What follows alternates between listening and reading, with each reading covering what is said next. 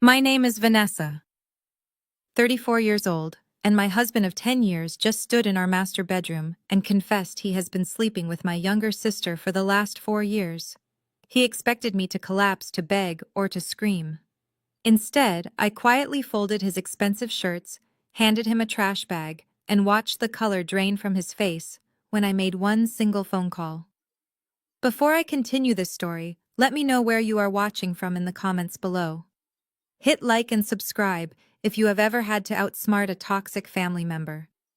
It was a rainy Tuesday evening when Daniel walked into our custom-built home in the Chicago suburbs, reeking of cheap alcohol and expensive cologne.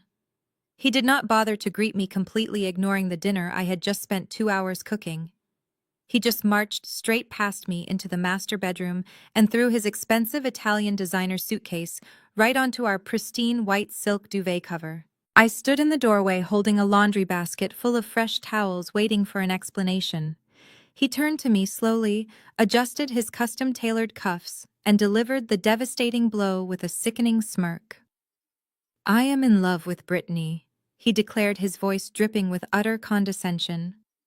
"We have been together for 4 years, Vanessa. I am leaving you. And since we live in a state with strict marital property laws, I expect a clean 50-50 split of all our shared assets, including the equity in this house." He crossed his arms tightly across his chest, planting his feet firmly as he waited for my inevitable meltdown. He braced himself for the hysterical tears, the frantic pacing, the desperate begging. He genuinely believed he was the charismatic sales director who graciously graced my boring life with his presence. But the tears he so desperately wanted never came. I did not drop the heavy laundry basket.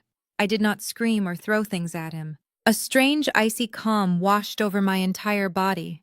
I slowly placed the basket on a chair, walked over to his massive walk-in closet, pulled out a heavy black contractor trash bag, and started casually tossing his silk ties into it one by one. My absolute silence deeply unsettled him. "What are you doing?" he demanded. I ignored his question, my mind flashing back to every exhausting family gathering where my sister Brittany had meticulously laid the groundwork for this exact betrayal. At 31 years old, Brittany was a moderately successful lifestyle influencer who had built her online brand around aesthetic perfection. But beneath the warm filters, she was a chronic parasite.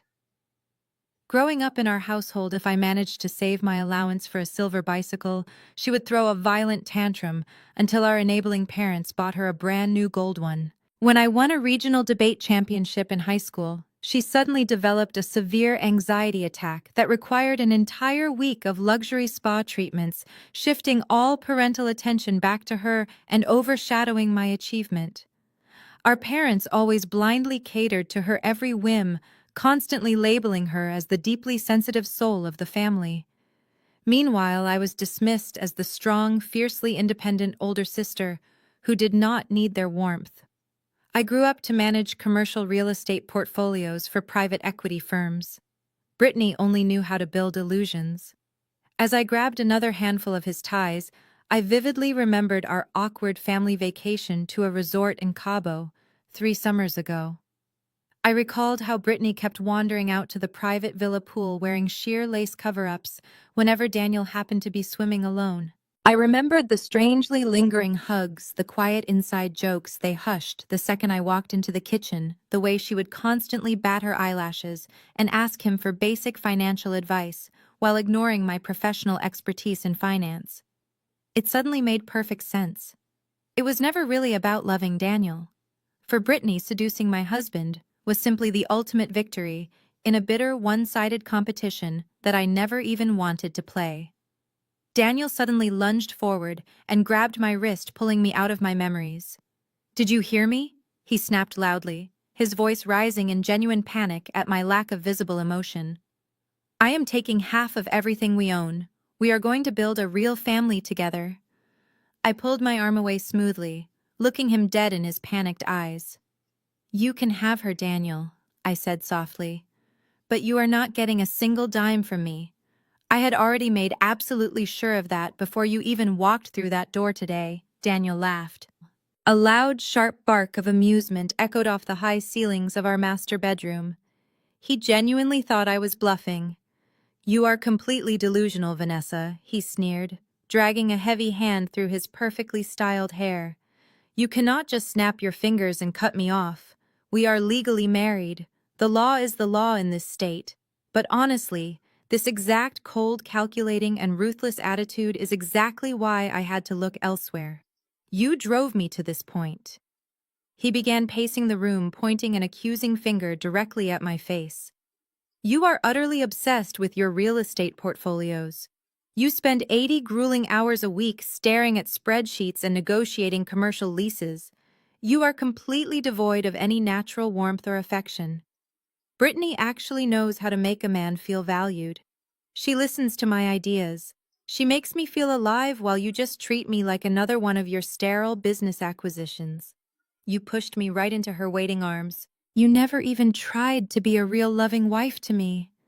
I listened to his pathetic speech without blinking. It was textbook gaslighting, a desperate attempt to flip the script. He conveniently forgot that my 80-hour work weeks paid for the very designer clothes currently resting at the bottom of his trash bag. He forgot that my aggressive negotiations funded his expensive golf club memberships and the luxury car he drove to his mediocre sales job. He loved the immense benefits of my ambition, but deeply resented the woman who had to work to provide them. He wanted a traditional submissive wife, but he also demanded to live on a private equity executive's salary.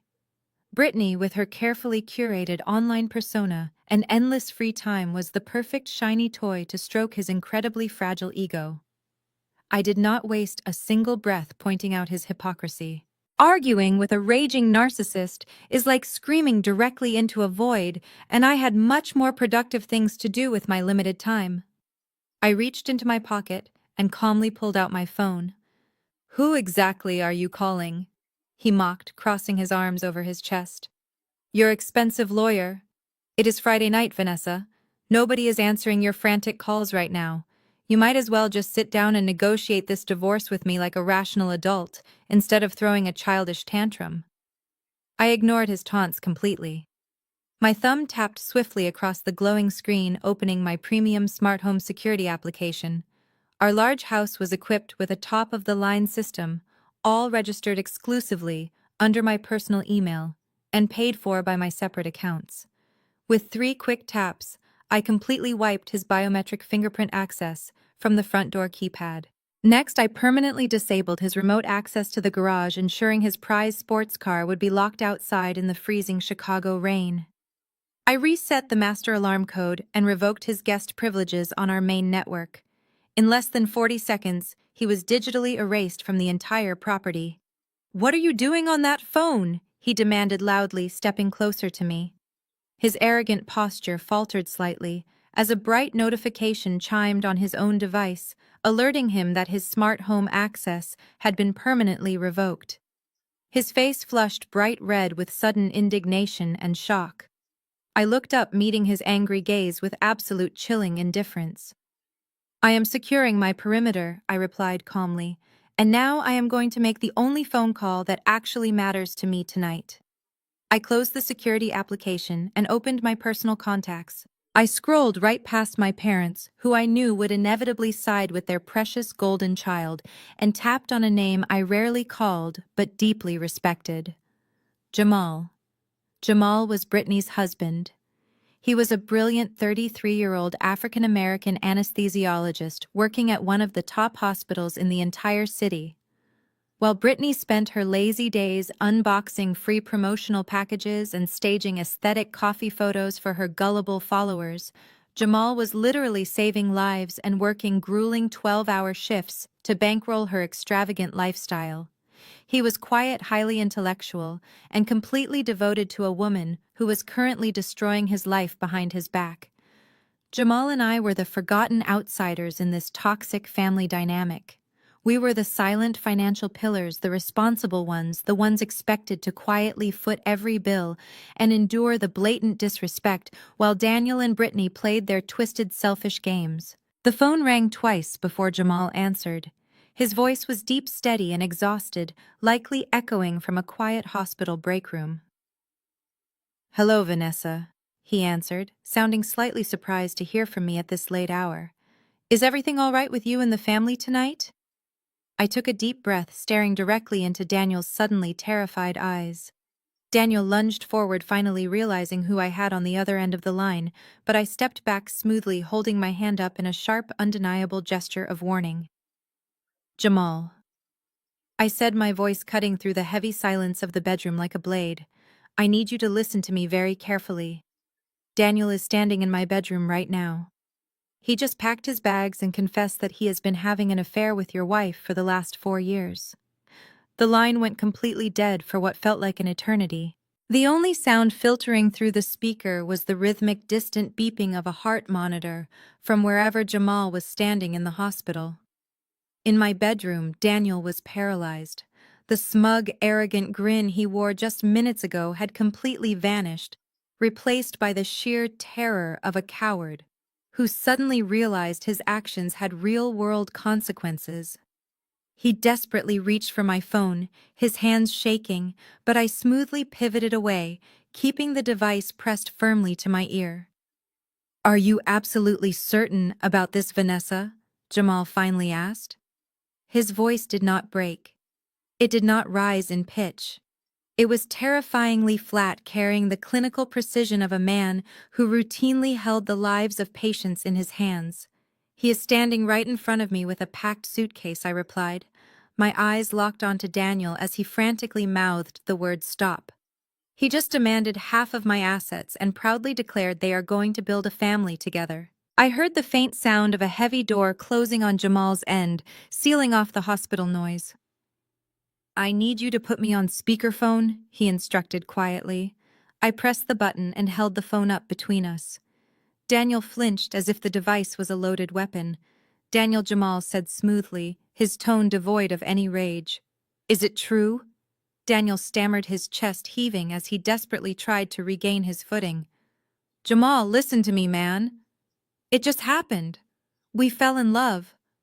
You have to understand that we could not control it." Jamal did not curse. He did not yell.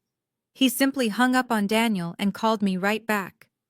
I took it off speakerphone and walked over to the window, leaving Daniel standing in the middle of the room like a scolded child.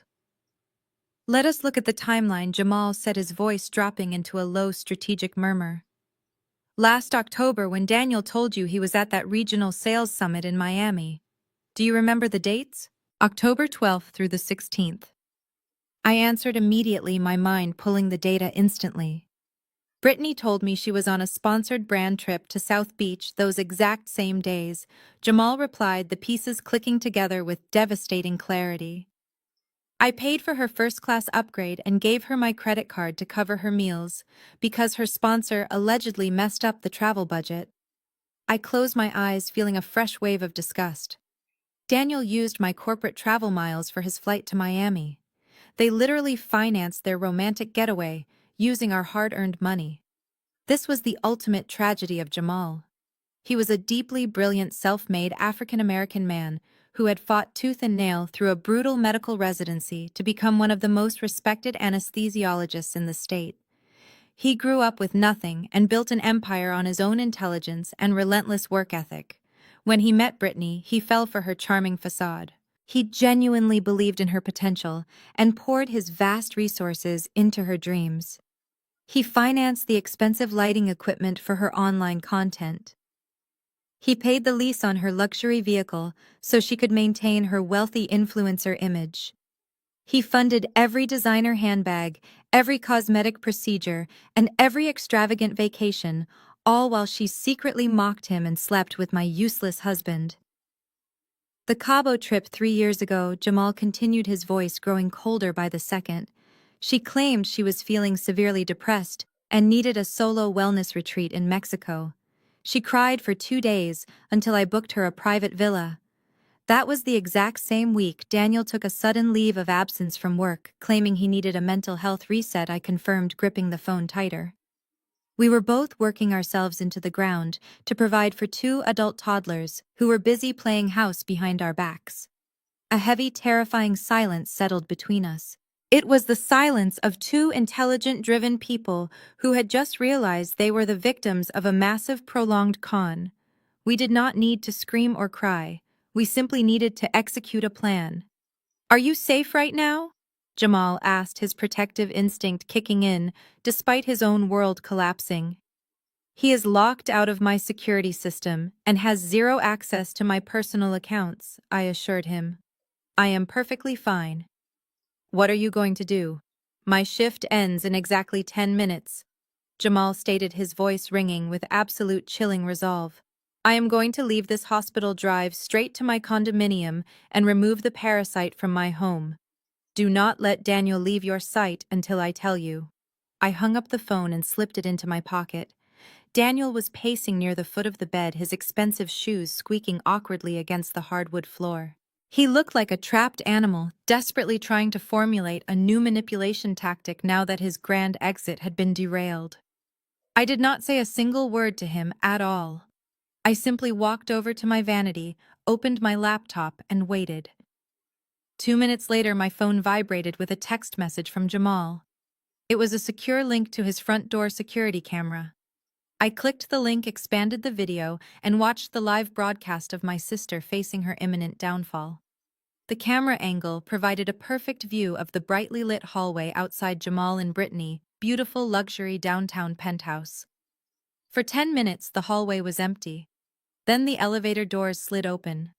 Jamal stepped out, still wearing his dark blue hospital scrubs. Flanking him on either side were two armed, uniformed police officers. Jamal had requested a civil standby, a brilliant and legal move to ensure Brittany could not falsely accuse him of domestic violence during the eviction. He carried 3 massive black contractor trash bags over his shoulder. He simply reached out and pressed the glowing doorbell. Through the camera microphone, I heard the faint clicking of high heels echoing from inside the penthouse. The heavy wooden door swung open, revealing my sister Brittany. She was dressed to the nines in a tight red silk dress, her blonde hair perfectly curled, and a full face of glamorous makeup. She had a bright, expectant smile plastered across her face, clearly anticipating Daniel standing there ready to sweep her away. Instead, her smile instantly vanished, replaced by a look of sheer horror as she registered her husband and the 2 armed officers looming in her doorway. "Jamal," she stammered, her voice pitching up in panic. "What are you doing home so early? Who are these officers? What is going on?" Jamal did not raise his voice. He stood incredibly still, his posture exuding absolute authority. He dropped the 3 heavy black trash bags onto the hallway floor with a loud thud. "I am evicting you, Brittany," he said, his tone clinical and detached. "You have exactly 5 minutes to take these bags and vacate my property." Brittany gasped, clutching her chest dramatically. Her eyes darted wildly between Jamal and the officers. "You cannot do this to me!" she shrieked, playing the victim card immediately. "This is my home, too. I am your wife." "This penthouse was purchased through a single-member trust prior to our marriage," Jamal corrected her smoothly. "Your name is nowhere on the deed. Under state law, you are merely a guest, and I am officially revoking your invitation. Take your bags." Brittany stared at the black plastic sacks, her perfect facade crumbling. "My clothes," she cried out indignantly. "You stuffed my expensive designer wardrobe into garbage bags. My luxury handbags alone are worth thousands." Jamal let out a short, cold laugh that echoed through the microphone. "I bought those bags, Brittany," he replied sharply. "And since I read the financial statements, I know you secretly sold the real ones on a luxury resale site 6 months ago and replaced them with cheap knockoffs to pocket the cash. I packed the fake bags. They belong in the trash." Daniel, who had crept up behind me to watch the laptop screen over my shoulder, let out a sharp gasp. He had no idea his glamorous mistress was secretly pawning her own accessories to maintain her fake wealthy lifestyle. On the screen, Brittany turned a violent shade of crimson. She realized her deepest secret had just been exposed in front of 2 police officers. She lunged forward, trying to slap Jamal, but one officer immediately stepped between them, resting his hand firmly on his utility belt. "Mom," the officer warned sternly, I highly suggest you pick up your belongings and leave peacefully." Tears of genuine panic finally streamed down Brittany's perfectly contoured face, ruining her expensive mascara. She looked at Jamal, her voice dropping into a desperate whimper. "How am I supposed to pay for a hotel tonight? I do not have any cash on me." Jamal reached into his pocket and pulled out his phone. He did not even look at her as he tapped the screen. "I just logged into the American Express portal," he stated flatly. "Your supplementary black card has been permanently canceled. You can ask your new boyfriend Daniel to finance your hotel room. I hear he is newly single and looking for a place to stay." Jamal turned his back, walked inside and shut the heavy door, leaving her sobbing alone in the hallway with the garbage. I closed the laptop monitor with a sharp snap, plunging the room back into silence. Daniel stood frozen in the center of the bedroom, his face completely devoid of color. He had just witnessed the total destruction of his safety net. He thought he was leaving me for a glamorous, wealthy influencer. Instead, he was now tied to a broke fraudster who was currently sitting on the floor of a hallway surrounded by fake leather handbags. Before he could even formulate a single excuse, the heavy oak front door downstairs began to shake. Someone was aggressively pounding on the wood, followed by the frantic, repetitive chiming of the doorbell. My parents had arrived. Brittany must have called them the second Jamal locked her out, weeping hysterically and spinning a massive web of lies. I walked past Daniel, who was still staring blankly at the wall, and made my way down the grand staircase. I unlocked the front door and pulled it open. My mother, Susan, and my father, Richard, pushed past me immediately, their faces flushed with righteous fury. They did not pause to ask if I was okay. They did not wrap their arms around me to comfort their eldest daughter, whose husband had just confessed to a 4-year affair with her own sister. Instead, my mother spun around, her eyes flashing with a toxic mixture of panic and rage, and slapped me hard across the left cheek. The sharp crack echoed through the spacious foyer. My head jerked to the side, a hot, stinging sensation blooming across my skin. I slowly turned my face back to look at her. I did not raise my hand to touch my cheek. I did not shed a tear. I simply stared into the eyes of the woman who had spent 34 years treating me like an inconvenient employee rather than a daughter. "What is wrong with you?" my mother shrieked, her voice echoing off the high ceiling. "How could you let Jamal throw your pregnant sister out onto the cold street like a common criminal? She is completely hysterical. You need to call him right now and tell him to let her back inside." I stared at her, genuinely amazed by the sheer magnitude of her delusion. "Your youngest daughter has been sleeping with my husband for 4 straight years," I replied, keeping my voice dangerously level. "And your first instinct is to barge into my house and hit me because her husband finally held her accountable." My father stepped forward, his jaw tight. "Do not speak to your mother with that disrespectful tone, Vanessa," he scolded, pointing a thick finger at my chest. "We all know you are difficult to live with. You are always so rigid and aggressive." My mother nodded vigorously, jumping right onto his cruel narrative. "This is exactly what we warned you about when you took that corporate real estate job," she hissed, stepping closer to my face. "Your masculine ambition completely destroyed this marriage. You work 80 hours a week making deals and ordering people around. You never bothered to make a warm, inviting home for Daniel. You completely emasculated your husband, Vanessa. What did you expect him to do? He is a man who needs soft, feminine affection. Brittany is naturally nurturing. She just wanted to give him the love and attention that you selfishly withheld from him." I stood rooted to the hardwood floor, absorbing the absolute absurdity of her words. She was actually standing in the foyer of a house that I paid for, defending the woman who destroyed my marriage and blaming my career success for my husband choosing to cheat. This was the ultimate, undeniable proof of the golden child dynamic that had suffocated me my entire life. If Brittany failed a test in high school, it was because the teacher was unfair. If Brittany racked up massive credit card debt, it was because society put too much pressure on young women to look beautiful. And now, if Brittany slept with her sister's husband, It was somehow my fault for being too successful and driving him straight into her bed. They did not view me as a victim of a devastating betrayal. They only viewed me as an obstacle to Brittany achieving her warped version of happiness. Daniel slowly crept halfway down the stairs, hiding in the shadows like a coward, perfectly content to let my parents fight his battles for him. He looked relieved, silently agreeing with my mother's assessment of my masculine ambition. A strange, incredibly liberating sense of clarity washed over me.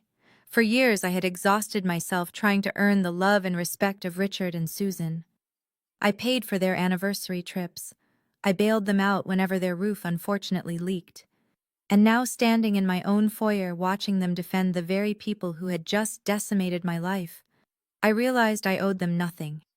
Not another dollar, not another ounce of respect, and certainly not another second of my peace. My father, Richard, cleared his throat loudly, puffing out his chest as he stepped past my mother. He adopted the condescending, authoritative tone he always used when he was about to make an outrageous demand disguised as practical advice. Let us put the emotions aside for a moment and look at this logically. Vanessa. He began gesturing vaguely around my spacious entryway. The fact is, what is done is done. Daniel and Brittany are together now. Jamal has completely overreacted and kicked her out of the penthouse. Your sister has nowhere to go and she is in a highly delicate medical state. I raised an eyebrow, crossing my arms defensively. A delicate medical state? I repeated, my voice devoid of any inflection. Yes, my mother interjected, puffing up with a twisted sense of pride. Your sister is 2 months pregnant with Daniel Child. She is carrying your future niece or nephew. She needs a stable, stress-free environment immediately. Richard nodded solemnly. Exactly. And since you are a single woman now who works all the time, you do not need a massive 4-bedroom house in the suburbs. This property is currently valued at roughly $800,000. It would be incredibly selfish of you to hoard all this space. We think the most reasonable solution is for you to sign the deed over to Daniel and Brittany. They can raise the baby here. You have enough money saved up to rent a nice luxury apartment downtown closer to your corporate office. It is the right thing to do for the family, Vanessa. For a moment the foyer was so quiet, I could hear the faint ticking of the grandfather clock in the hallway. I looked at my father, then at my mother, and finally at Daniel, who was still cowering halfway up the staircase, waiting for my parents to hand him my house on a silver platter. The sheer, unadulterated audacity of their demand was so staggering, so utterly divorced from reality, that my brain simply short-circuited. A sound bubbled up in my chest. It started as a low chuckle and quickly erupted into a full, echoing laugh. I tipped my head back and laughed so hard that tears actually pricked the corners of my eyes. It was not a laugh of hysteria. It was the laugh of a woman who had finally been set completely free from the heavy chains of familial obligation. My parents stared at me as if I had suddenly grown a second head. "Stop laughing!" My mother snapped, her face turning a deep shade of purple. "This is not a joke. Your sister is carrying a child and needs a home." I sharply cut off my laughter, stepping aggressively toward them. My sudden movement made my father take a step back. "Are you completely out of your minds?" I asked, my voice dropping to a dangerous, icy whisper. "You broke into my home after my husband admitted to a 4-year affair with my sister. You slapped me across the face. And now you are actually demanding that I gift my $800,000 house to the cheating couple so they can play happy family." "Vanessa, you are being completely unreasonable," Richard began. But I instantly held up my hand, silencing him. "Do not ever speak to me again," I commanded, pointing a rigid finger directly at his face. "I am done playing the scapegoat for your twisted, toxic family dynamics. I am done funding your lives. I am done apologizing for my success. You want to support Brittany and her parasite boyfriend? You can pack them up and let them live in your basement. But you will not get a single square inch of my property and you will never see a single dime of my money ever again. You cannot speak to your parents this way," Susan shrieked, grabbing my arm. We are your family. I violently yanked my arm out of her grasp. I do not have a family, I stated coldly. I am officially cutting you off, all of you. Now get out of my house before I dial 911 and have you both forcefully removed for trespassing. You have exactly 30 seconds before I press the call button. I pulled my phone out of my pocket and unlocked the screen, holding it up so they could clearly see the keypad. My parents stared at me, completely paralyzed by my absolute refusal to back down. When they finally realized I was dialing, they panicked. My mother grabbed my father's arm, her eyes wide with fear as the phone screen illuminated my face. "We are leaving, Richard," she stammered frantically, pulling him toward the heavy oak door. "She is completely unhinged." "You are making a massive mistake, Vanessa," my father barked over his shoulder, but he was already retreating. Daniel did not say a single word. He snatched his black trash bag from the floor and scurried out right behind them like a frightened rat. I slammed the door shut the second they cleared the threshold, instantly re-engaging the deadbolt and the digital security lock. I leaned back against the cool wood, took one deep, steadying breath and smiled. Phase 1 was officially complete. Now it was time to let Daniel walk blindly right into Phase 2. The very next morning at exactly 9 sharp, Daniel confidently strode through the gleaming glass doors of our local Chase Bank branch. He was wearing his favorite tailored navy blazer, exuding the smug aura of a man who believed he had just pulled off the heist of the century. He had spent the entire night crammed into a cheap, miserable motel room with a sobbing, mascara-stained Brittany listening to her complain about the awful mattress. But Daniel was not worried. He was the hero of this twisted love story. He had a plan to rescue his damsel in distress, and that plan was entirely funded by my decade of relentless corporate grind. He bypassed the ATM machines and walked directly up to the premier banking counter. He leaned against the polished marble, flashing his signature charismatic smile at the young female teller.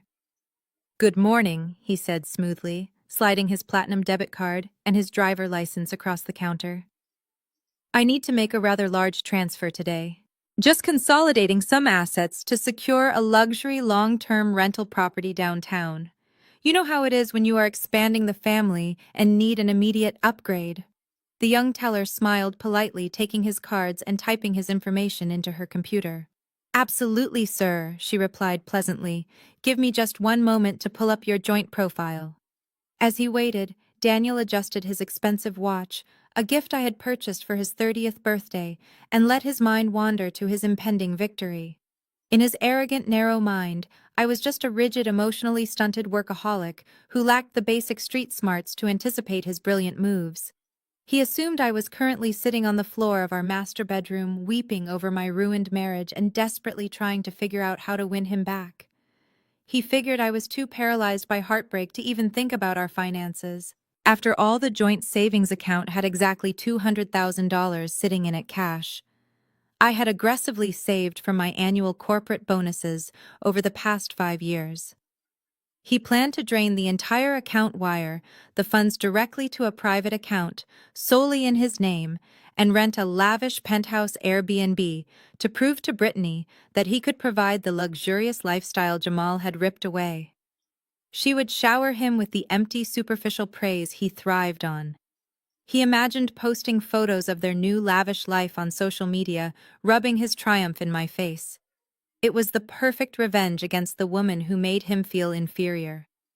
He drummed his fingers on the marble counter to the beat of the faint lobby music, feeling like an absolute king. It was almost too easy, taking my hard-earned money to fund his fresh start. He even planned to leave exactly $100 in the account just to insult me. So the teller said, interrupting his grandiose fantasy, "You are looking to transfer funds from the primary joint savings account ending in 4729. Is that correct, sir?" "That is the one," Daniel confirmed, giving her another charming wink. "I will need a cashier's check for $50,000 right now to cover the new lease deposit, and I want the remaining balance wired to the new individual checking account I am opening with you today. Let us get the paperwork started. I am on a bit of a tight schedule this morning." The teller nodded accommodatingly and clicked her mouse. She stared at her monitor for a few seconds, her eyes scanning the data. Then her polite customer service smile slowly faded. She frowned, leaning closer to the bright screen, as her fingers hovered awkwardly over the keyboard. She clicked a few more times, her brow furrowing in clear, undeniable confusion. "Is there a problem here?" Daniel asked, his confident and charismatic tone slipping slightly as a faint, cold prickle of genuine anxiety touched the back of his neck. The young teller swallowed hard, glancing from her monitor to Daniel.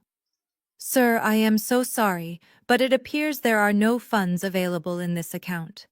The current available balance is exactly $0.00." Daniel let out a very loud, dismissive scoff. "That is completely impossible," he said, forcing a smile. "You typed the account number incorrectly. My wife and I have exactly $200,000 in that joint savings account. I just checked the mobile application a few days ago." The teller dutifully clicked her mouse again, her expression growing even more uncomfortable. "I understand your frustration, sir, but the system is entirely up to date. Furthermore, a legal hold was placed on this specific account number at 8 o'clock this morning. I simply cannot process any new withdrawals, transfers, or cashier's checks for you today." Daniel slammed his palm against the marble counter, causing the teller to jump back. The loud smack echoed through the quiet lobby, drawing the attention of several waiting customers. "Get me your branch manager here right now," Daniel demanded, his face flushing with sudden, uncontrollable rage. "This is a massive banking error, and I am not leaving this building until I get my own money." A stern-looking branch manager stepped out from a private glass office. He reviewed the screen, then faced Daniel. "Sir, there is no banking error here," the manager stated firmly, keeping his voice deliberately low to de-escalate the situation. The funds were legally withdrawn by the primary account holder, Vanessa, over the course of the last 3 weeks. She safely rerouted all of her direct deposits and corporate bonus structures to an external private institution. Daniel felt the air completely leave his lungs. 3 weeks. He had only confessed the affair last night. He had absolutely no idea that I had found a suspicious dinner receipt in his coat pocket nearly a month ago. He did not know that I immediately hired a private investigator who delivered a thick folder of his infidelities within 48 hours. Since I managed real estate portfolios and understood financial law, he did not know I had spent the last 3 weeks surgically separating my wealth from his name. I legally moved every single dollar that I had personally earned into a secure individual trust. I left only his meager monthly contributions in the joint account. "But that is not all, sir," the manager continued, pulling a printed document from inside his desk. "Early this morning, a family court judge approved an emergency ex parte order freezing all remaining joint marital assets pending formal divorce litigation. Even if there were funds left in this specific account, you would be legally barred from accessing them without a signed court order or a finalized divorce decree." Daniel stared at the printed legal document, his mind spinning wildly. His grand plan of renting a luxury penthouse, of playing the wealthy savior for Brittany, evaporated instantly into thin air. He had absolutely nothing. He was wearing a $2,000 suit, standing in a bank lobby with a net worth of 0. "This is theft!" Daniel suddenly screamed, losing every ounce of his carefully maintained composure. His voice cracked, echoing loudly off the high ceilings. "That is my money! My wife is stealing my money to ruin my life. You have to reverse the transfers immediately. Do you know who I am? I am a senior sales director." The bank manager did not flinch. He simply crossed his arms and stared Daniel down. "Sir, if you do not lower your voice immediately, I will be forced to call our armed security guard to escort you off the premises. This is a civil dispute between you and your spouse. Take it up with your divorce attorney. We are done here." Other customers in the lobby were openly staring, pulling out smartphones to record the angry man throwing a tantrum. Daniel looked around, acutely aware of his sudden public humiliation. His face burned with intense shame and absolute fury. He snatched his driver license off the counter, his hands shaking violently. "You will regret this," he hissed at the manager. He spun around and stormed toward the exit, nearly tripping over a velvet rope. He pushed through the heavy glass doors and stumbled into the busy downtown street. The cold air hit his face, doing nothing to cool his boiling anger. He pulled his phone out, his stomach twisting as he realized he had to tell his high-maintenance mistress he could not afford a simple cup of coffee, let alone a luxury downtown penthouse. While Daniel was having his public meltdown on the cold pavement outside the bank, I was sitting in a dimly lit exclusive coffee shop on the opposite side of the city. The atmosphere was quiet, filled with the low hum of business meetings and the rich scent of roasted espresso. I checked my watch. Exactly at 10 in the morning, the heavy glass door opened and Jamal walked in. He was wearing a sharp charcoal suit, carrying a sleek leather briefcase, and looking completely unbothered. If anyone else looked at us, they would assume we were two corporate executives preparing for a hostile takeover. In a way, we absolutely were. He slid into the leather booth across from me and signaled the waiter for a black coffee. We did not exchange pleasantries. We did not ask each other how we were holding up. We were two incredibly analytical, highly driven people who had just surgically excised a pair of tumors from our lives. There was no room for tears today. There was only room for strategy. I secured the perimeter, I said quietly, leaning forward. My direct deposits are rerouted and the judge granted the emergency freeze on the joint savings account this morning. Daniel currently has zero access to my capital. He is completely locked out. Jamal nodded, pulling a thick manila folder from his briefcase. Good, because I permanently canceled every single credit card in Brittany's name last night. I also called the leasing office for her luxury SUV and informed them I am no longer financially responsible for the vehicle. They are sending a tow truck to repossess it by the end of the week. He slid the folder across the table toward me. I opened it and found dozens of highlighted bank statements, credit reports, and printed spreadsheets. I looked up at him, raising an eyebrow. You have been building a case for a while, I noted. Jamal took a slow sip of his coffee. I am a doctor, Vanessa. I am trained to look for symptoms before the disease kills the patient. I started noticing massive discrepancies in our finances 6 months ago. Brittany was claiming her influencer sponsorships were paying for her expensive designer hauls, but I found hidden credit card bills showing she was maxing out accounts under my name. When I confronted her about the missing funds, she gaslighted me, crying and accusing me of financial abuse. That is when I stopped arguing and started quietly auditing every single dollar that flowed through our household. I scanned the documents, my respect for Jamal deepening by the second. He had meticulously tracked every fake receipt, every hidden transfer, and every lie she had spun. He knew exactly how deep her financial infidelity went long before Daniel even entered the equation. They are both completely broke, I realized aloud, looking back at him. They were entirely dependent on our wealth to fund their arrogant, selfish fantasy. Exactly, Jamal replied, his dark eyes locking onto mine with a chilling intensity. And now they are going to panic. Brittany relies entirely on her carefully curated online image to survive. Daniel relies entirely on his inflated ego and his corporate reputation. When cornered, parasites will always try to spin a narrative where they are the helpless victims. We cannot just divorce them quietly, Vanessa. If we do, they will twist the story. They will smear our names to save their own skin. So we destroy the narrative before they can even write it. I said, a cold smile touching the corners of my mouth. We execute a coordinated legal and social strike, Jamal agreed, leaning closer. I have already contacted the best forensic accountant in the state. I want every single transaction between Daniel and Brittany brought into the light. We are going to expose their affair not as a tragic love story, but as a deliberate, calculated financial fraud. We will let them flail. We will let them hire cheap lawyers and make public mistakes. And when they finally think they have backed us into a corner, we will drop the absolute truth on them in front of an audience they cannot manipulate. We spent the next 2 hours drafting a ruthless, airtight game plan. We mapped out their likely next moves, anticipating every lie and every manipulation tactic my parents and their golden child would try to use against us.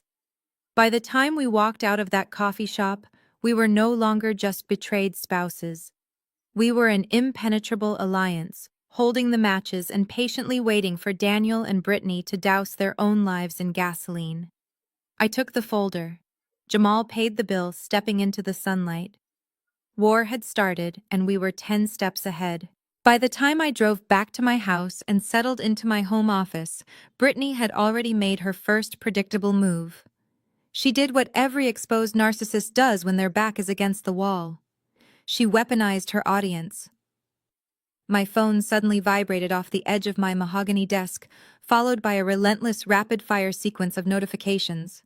Pings, chimes, and alerts flooded my screen so fast the device actually froze for a few seconds. I picked it up and opened Instagram. Right at the top of my feed was a fresh video broadcast from my sister. She was sitting in what looked like the dimly lit corner of a cheap motel room, wearing a plain, oversized gray sweater instead of her usual designer outfits. Her blonde hair was deliberately messy, and her mascara was carefully smudged under her eyes to create the perfect illusion of a broken, terrified woman. She was staring directly into the camera, taking deep, shuddering breaths, as if she was trying to gather the courage to speak to her 200,000 followers. "Hey guys," Brittany whispered, her voice trembling with practiced vulnerability. "I did not want to bring my personal life onto this platform, but I am in extreme danger and I need your support. Last night I became the victim of severe financial abuse at the hands of my husband and my own sister. They conspired together to completely freeze my bank accounts, cancel my credit cards, and literally throw me out onto the street with nothing but the clothes on my back." I watched the video with a mixture of disgust and dark amusement. She did not mention Daniel at all. She conveniently omitted the tiny detail that she had been sleeping with her own sister husband for 4 years. She completely left out the fact that Jamal had evicted her because he caught her stealing and cheating. Instead, she threw around heavy psychological buzzwords to manipulate her audience. She claimed Jamal was a controlling narcissist who isolated her from her finances. She painted me as the jealous, bitter older sister who colluded with him because I resented her online success. "I am currently hiding in a safe location," Brittany sobbed, wiping a single calculated tear from her cheek. "I am pregnant, and the stress they are putting me through is threatening the life of my unborn baby. My sister Vanessa even stole the savings account of a close family friend who was just trying to help me escape. Please, if you have ever survived a toxic family dynamic, send me your prayers. I am setting up a crowdfunding link so I can hire legal protection. Thank you for being my real family." The comment section was an absolute bloodbath. Within minutes, her army of parasocial defenders mobilized. My personal notifications were a horrifying stream of death threats and vicious insults from complete strangers who bought her ridiculous lie without asking questions. People were calling my office line, leaving awful voicemails demanding I be fired for abusing my pregnant sister. My phone buzzed again. This time it was a text message from my aunt calling me a monster and demanding I return Brittany money. Most people would have panicked. Most people would have immediately jumped onto social media to defend themselves, posting frantic screenshots and screaming their truth into the digital void. But Jamal and I had anticipated this exact temper tantrum. Engaging with her online would only feed the algorithm and give her the victim narrative she desperately craved. It would validate her delusion. I simply swiped the screen, went into my settings, and turned off all notifications. I put the phone on silent and tossed it onto the sofa across the room. The digital noise instantly vanished, leaving only the quiet, productive hum of my home office. I turned my attention to the massive stack of legal real estate documents spread out across my desk. These were not just random papers. They were the foundation of Daniel's impending doom. I carefully reviewed the original deed to my $800,000 house, tracing the legal signatures and the corporate filing numbers. Daniel firmly believed that because we lived in a strict marital property state, he automatically owned half of the equity. He was banking his entire future on forcing the sale of this property. I pulled a bright yellow highlighter from my drawer and marked the single line of text that would completely obliterate his fantasy. The property was registered to a blind limited liability company. I took a sip of my cold water, organizing the files for my upcoming meeting with my ruthless divorce attorney. Let Brittany have her fleeting digital sympathy. I was preparing to hand them a brutal reality check in a court of law. 2 days later, the formal legal battle officially began. I was sitting at my mahogany desk wearing a sharp navy blazer, staring at my laptop screen. The little green camera indicator light was on, broadcasting my pristine home office to the participants of our mandatory initial divorce mediation. My attorney, a ruthless and highly respected corporate divorce specialist named Caroline, was in her own separate video window, sipping black tea and looking utterly bored by the proceedings. Then there was Daniel. He was sitting in what looked like the cramped, poorly lit conference room of a strip mall law firm. Next to him sat his newly hired legal counsel, a man named Bradley. I actually recognized Bradley from the obnoxious television commercials that played at 2 in the morning on local broadcast channels. He was a flashy, aggressively cheap divorce attorney who promised aggressive results for angry men. He was wearing a shiny silver suit that fit him poorly, and he had his laptop camera angled in a way that aggressively highlighted his slicked back hair. Daniel looked incredibly smug. He leaned back in his squeaky leather chair, arms crossed tightly over his chest, shooting me a triumphant smirk through the digital feed. He fully believed he had executed a brilliant legal ambush. Just 12 hours prior, a disgruntled process server had arrived at my front door, aggressively shoving a thick stack of legal documents into my hands. The papers were a chaotic, legally flimsy mess of demands. Daniel was officially petitioning the court for an immediate forced sale of my $800,000 property, 50% of all my retirement accounts, and a ridiculous request for monthly spousal support to maintain the lifestyle he had grown accustomed to during our marriage. He genuinely thought those threatening papers would break me. He expected me to log into this Zoom mediation with red puffy eyes, begging him to reconsider and offering to negotiate a smaller settlement just to keep my beloved house. But as I stared at him through the screen, I did not look like a defeated woman. I looked completely unbothered. I rested my chin on my hands, maintaining a perfectly neutral, polite expression. "All right, let us get this circus on the road," Bradley barked into his microphone, his loud voice clipping the audio feed. "My client Daniel is prepared to be completely reasonable today.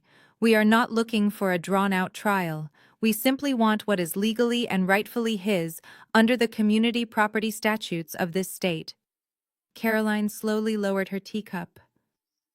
"And what exactly does your client believe is rightfully his, Bradley?" she asked, her tone dripping with polite condescension. Bradley aggressively shuffled a stack of papers on his desk, clearing his throat loudly. "We want the marital home listed on the real estate market within 14 days. My client is entitled to exactly 50% of the total equity upon the closing of the sale.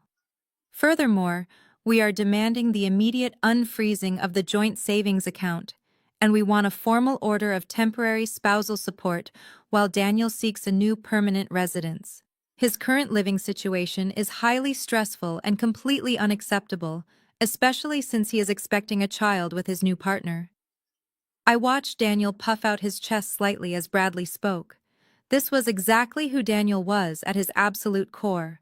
He always gravitated toward flashy, superficial things that promised quick results without any actual substance. He chose a loud, cheap lawyer who validated his ego, just like he chose a loud, cheap influencer who validated his flaws. He never bothered to look beneath the surface. He never bothered to read the fine print. "You are asking for the forced sale of the property located at Elmwood Drive." Caroline clarified, her voice incredibly smooth. She did not even bother to look at her notes. She just stared directly at Bradley through the webcam. "That is correct," Bradley sneered, leaning closer to his camera.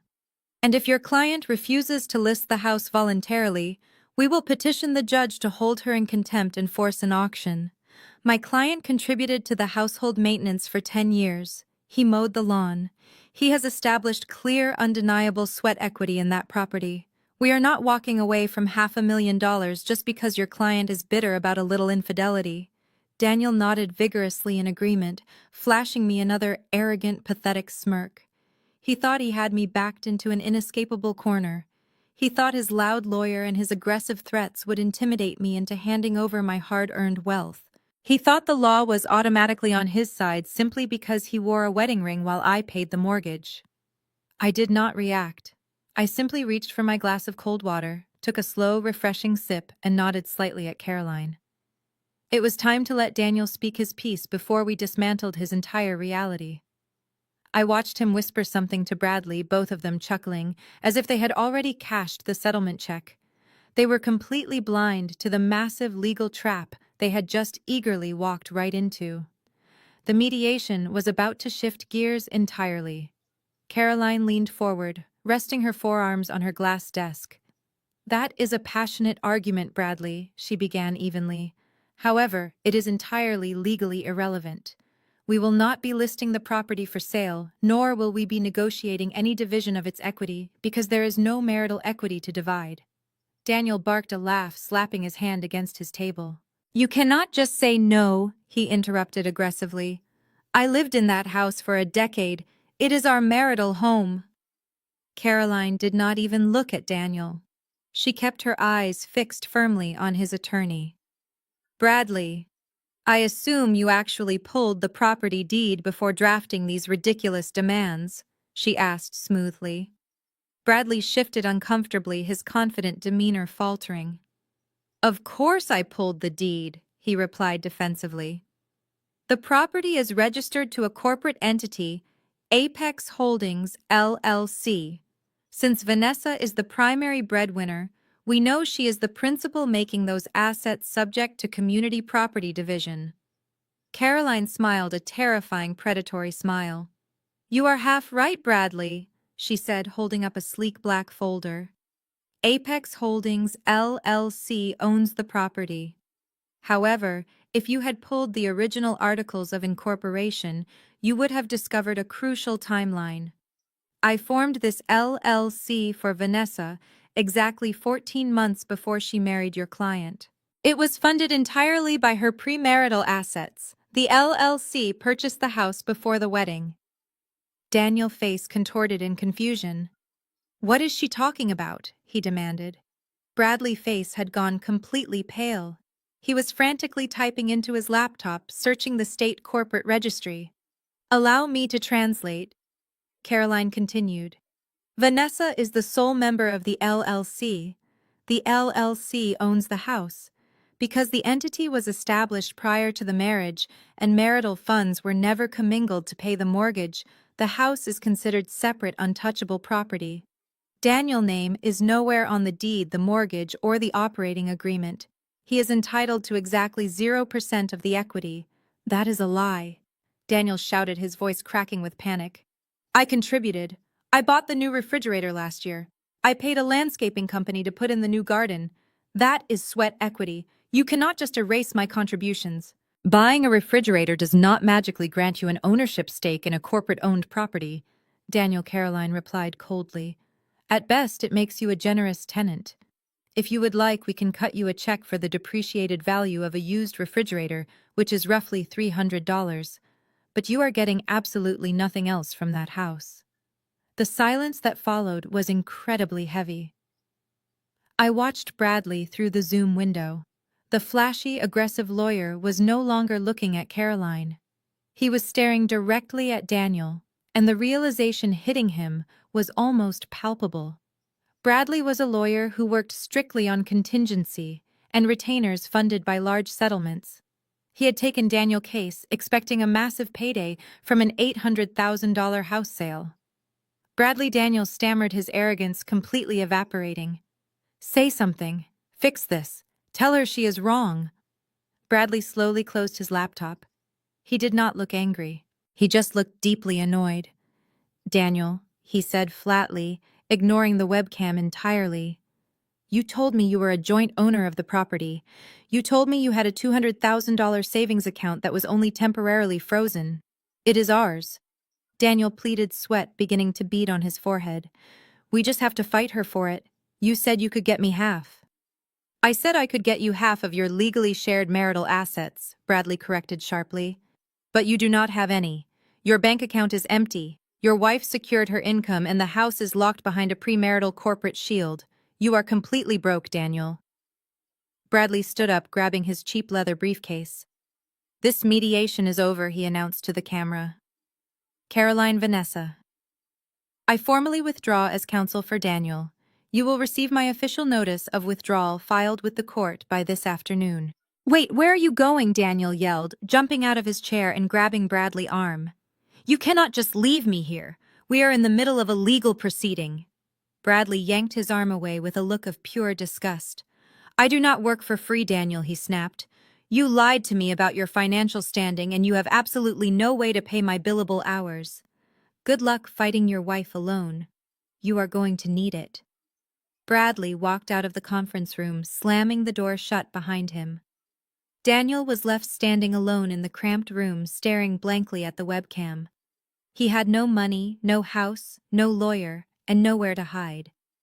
I took another slow sip of my water, savoring the absolute perfection of his sudden crushing isolation.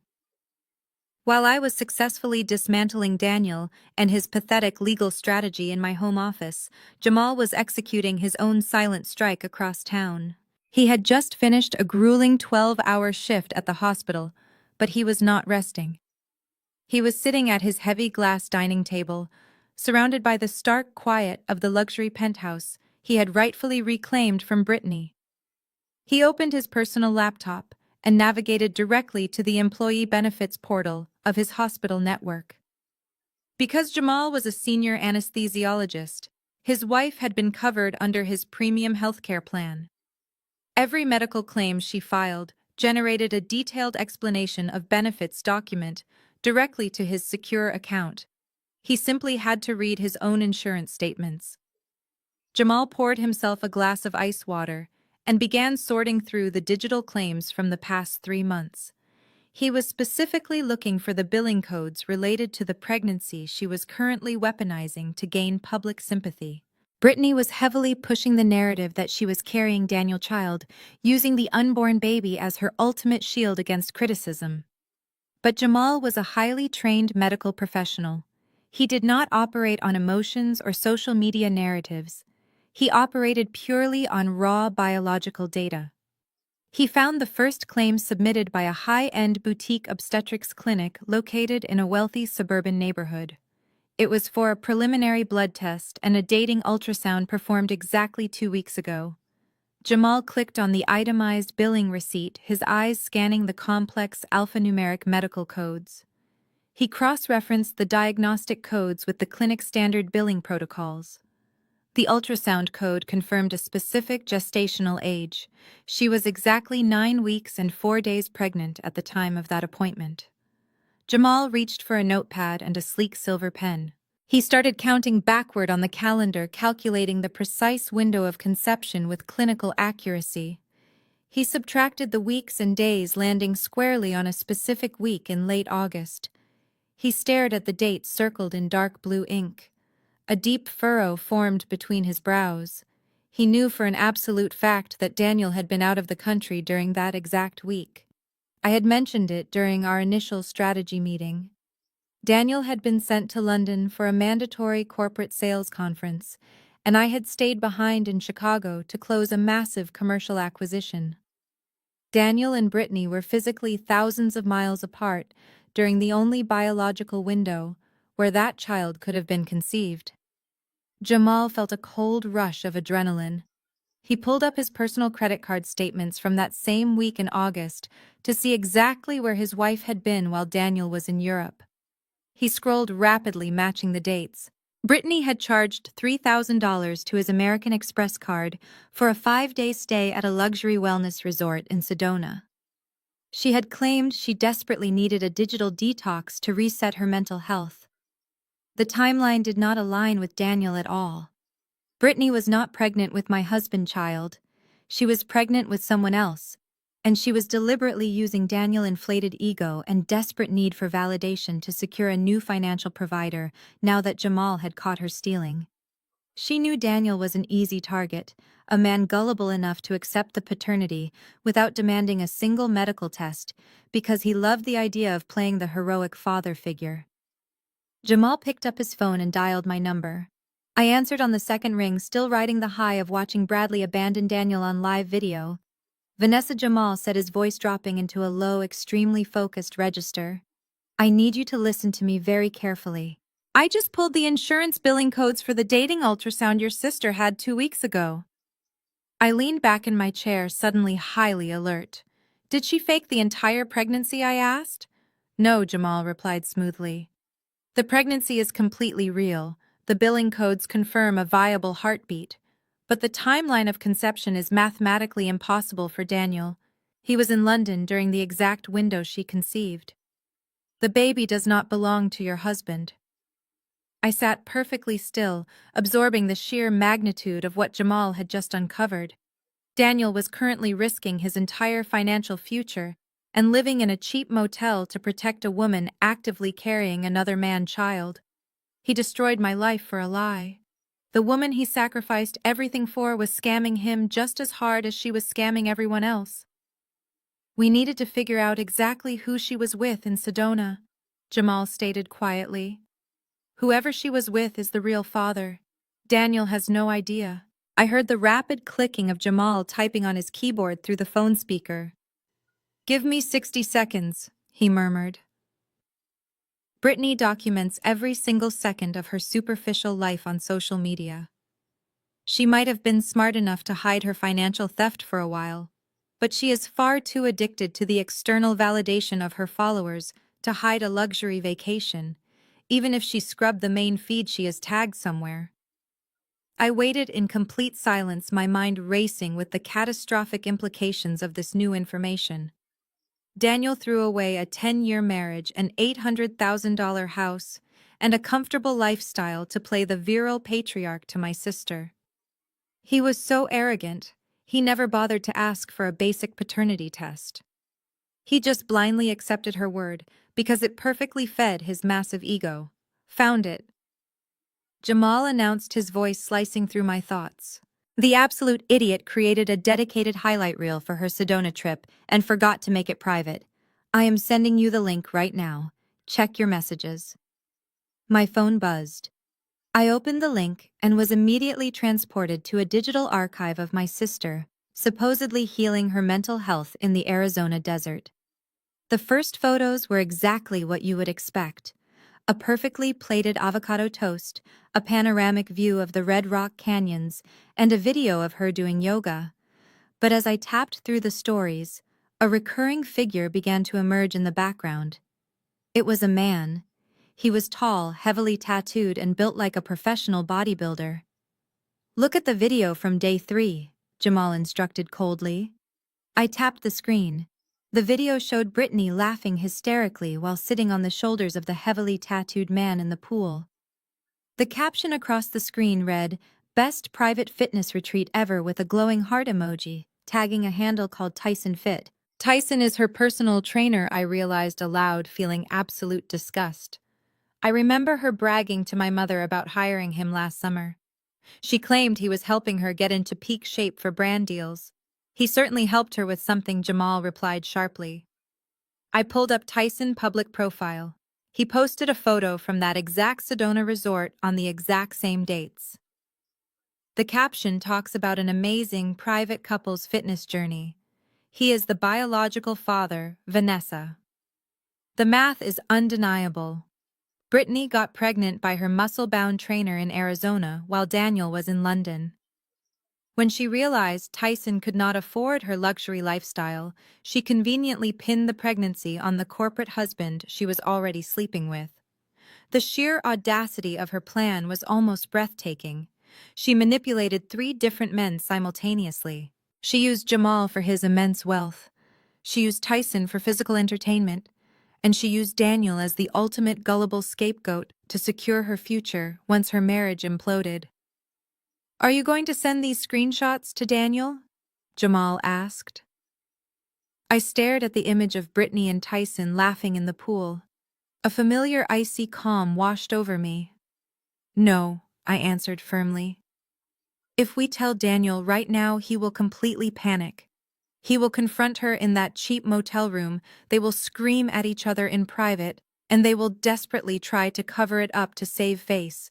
We are not giving them the luxury of handling this scandal quietly. I agree completely, Jamal said, his tone perfectly matching my cold resolve. They have publicly paraded this fake love story to humiliate us. They dragged my name through the mud on Instagram, and they allowed your parents to slap you in your own foyer. They want a public spectacle. We are going to give them one. We need to keep this an absolute secret, I instructed. We let Daniel continue to believe he is the proud father. We let him spend the very last pennies of his credit limit on baby supplies and lawyer fees. We wait until they are standing in front of an audience they cannot control, and then we drop the DNA bomb. Jamal let out a low, dark chuckle. I have access to a private genetics lab through the hospital network, he noted. I can legally order a non-invasive prenatal testing kit. Since I am still legally married to her, and she is on my insurance, I can request the timeline diagnostics for my own records. Do it, I said, a genuine smile finally crossing my face. Get the official medical proof. We are going to let them build their entire glass house on this fake pregnancy, and then we are going to shatter it completely. Over the next 10 days, Jamal and I moved in absolute silence. We did not retaliate against the vicious comments online. We did not answer the furious text messages from my parents. We simply waited patiently for the private medical laboratory to officially process the exact genetic timeline of the unborn child. While we operated with the cold precision of a surgeon, Daniel and my sister were rapidly spiraling into a state of financial panic. The cheap motel room was rapidly draining the very last available limit on his single remaining credit card. They were backed into a corner, completely stripped of the luxurious safety net they had taken for granted. But instead of laying low and accepting defeat, Brittany foolishly decided to double down on her massive delusions. Months before the affair was exposed, Brittany had signed a minor publishing deal to release a superficial lifestyle and wellness book. In a stroke of absolute irony, the book was titled Living Your Truth. It was filled with ghost-written advice on how to manifest wealth and protect your peace from toxic family members. The official launch party had been scheduled and paid for months in advance by Jamal. It was set to take place in the grand ballroom of a prestigious downtown hotel. Any rational human being caught in a massive cheating scandal would have canceled the event to avoid the public scrutiny. But Brittany was incredibly desperate. She needed the advance from the book sales and potential brand sponsorships just to afford basic groceries. She refused to cancel the launch party. Instead, she decided to weaponize the event. She convinced Daniel that this glamorous evening was their golden ticket to salvation. She told him they needed to step out into the spotlight together, heads held high to control the narrative. If they threw a lavish, perfectly aesthetic party, they could trick everyone into believing they were a wildly successful, deeply in love power couple who had bravely overcome my supposed cruelty. They wanted to rewrite reality in front of an audience. To execute this twisted vision, Brittany instructed Daniel to invite every single one of his high-level corporate colleagues. He eagerly sent out digital invitations to his regional vice president, the senior sales executives, and several wealthy clients he had schmoozed over the years. Daniel's ego was severely bruised by his absolute lack of funds, so he leaped at the opportunity to show off his beautiful influencer girlfriend to his coworkers. He desperately wanted his boss to look at the expensive ballroom and conclude that Daniel was a massive success who had simply outgrown his bitter wife. They were actively using Jamal money to host a networking event meant to legitimize their toxic relationship in high society. Their secondary goal was even more malicious. They explicitly wanted to force me into permanent hiding. By publicly parading their new relationship in front of our shared professional circles, they hoped to humiliate me so profoundly that I would never dare to show my face in downtown Chicago again. They assumed I would be sitting alone in my house, crying into a glass of wine, far too embarrassed by the scandal to ever attend another social event. They wanted to completely erase my decade of financial contributions, replacing me with a shiny younger model right in front of the people who knew us best. I sat in my office and reviewed the guest list, which a mutual friend had quietly forwarded to me. I read the names of the corporate directors and wealthy investors Daniel had invited. I saw the names of the superficial influencers Brittany had bribed to attend. They were setting a massive public stage. They were gathering every single person who mattered to their reputations into one room. It was the most arrogant mistake they could have possibly made. They were so blinded by narcissism that they did not realize they were not building a throne room. They were building their own execution platform. I immediately picked up my cell phone and called Jamal. He answered on the first ring, the background perfectly quiet. The official DNA results just arrived in my secure hospital portal, he announced, his voice dark and profoundly satisfied. The genetic timeline is absolute. The baby absolutely belongs to the heavily tattooed personal trainer. Daniel is completely unrelated to the child. He is destroying his life for a total stranger. I smiled, leaning back in my leather office chair and looking directly at the glossy digital invitation glowing brightly on my laptop screen. The trap was finally set, the undeniable medical evidence was fully secured, and their naive audience was eagerly gathering for the big show. I told Jamal to go out and buy a brand new suit. We were going to crash a party. The very next morning, the postman dropped a thick cream-colored envelope into my secure mailbox. It was sealed with a gold wax stamp bearing my sister's initials. I carried it into my kitchen, broke the seal, and pulled out the formal invitation to the launch of Living Your Truth. But what truly caught my attention was the small handwritten note tucked behind the main card. The note was a calculated psychological weapon. Vanessa, my mother wrote, I am sending this to you, so you can see what true grace and resilience look like. Brittany has worked incredibly hard for this moment, despite your cruel attempts to ruin her life. I am explicitly asking you to stay far away from the hotel tonight. Do not show your face and ruin your sister's special day. Let her shine. She needs the support of her real family and her loving partner right now. Stay home. I stared at the piece of paper, my blood running cold with a familiar toxic realization. Susan did not send this invitation out of a sense of obligation. She sent it specifically to inflict pain. She wanted me to sit alone in my empty house, holding the physical proof of my sister's supposed victory, completely paralyzed by shame and rejection. She wanted to enforce our childhood dynamic one final time, banishing me to the shadows so Brittany could stand in the spotlight. My phone buzzed on the granite countertop. It was Jamal. I just received a heavily perfumed envelope at my hospital office. He announced, his voice dripping with dry sarcasm. Your mother wrote me a personalized note. She told me to stay away from the launch party because my toxic controlling presence would upset the mother of Daniel's child. They are utterly terrifying in their delusion, I replied, tracing the edge of the gold wax seal. They want us to cower in the dark. They want us to feel so humiliated that we never challenge their public narrative again. Are you still wearing that old business suit? Jamal asked, his tone shifting. Because if we are going to walk into a room full of corporate executives and high society influencers to dismantle their entire reality, we need to look the part. We cannot look like broken victims. We need to look untouchable. I smiled, looking down at my old practical work clothes. You are absolutely right, I agreed. Pick me up at 7. I hung up the phone, grabbed my purse, and drove straight to the luxury shopping district downtown. For my entire life, I had deliberately dimmed my own light. I wore neutral colors to family events. I downplayed my corporate promotions. I purposely made myself smaller so Brittany would not throw a jealous tantrum and my parents would not accuse me of being an arrogant show-off. I spent a decade trying to be invisible so my sister could be the star. That era ended today. I walked into a high-end boutique and bypassed the practical business wear entirely. I told the stylist I needed a revenge dress. 30 minutes later, I stood in front of the full mirror staring at a woman I barely recognized. The dress was a stunning, perfectly tailored emerald green silk gown. It hugged every curve, falling elegantly to the floor with a dangerous plunging neckline and a bold slit up the leg.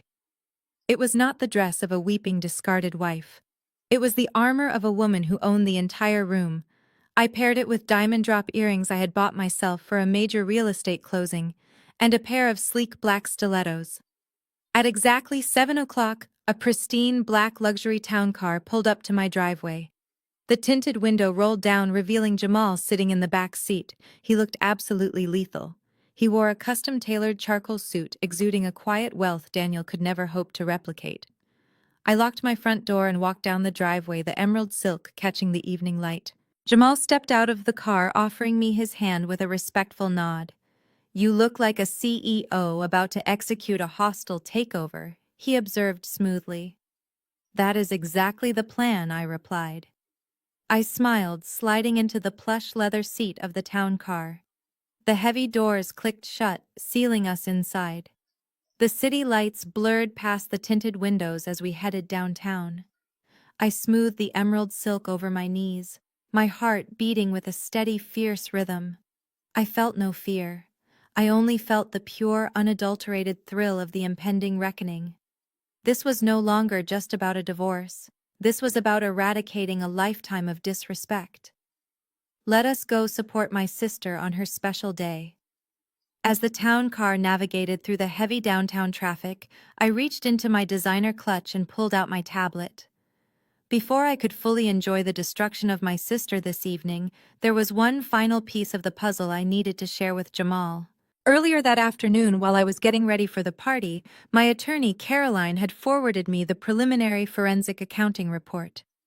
The judge had ordered a deep dive disclosure of Daniel's personal finances. Because he was so broke, he submitted his tax filings and credit history under penalty of perjury. Caroline's forensic team had spent the week tearing those documents apart, and what they found was nothing short of a federal crime.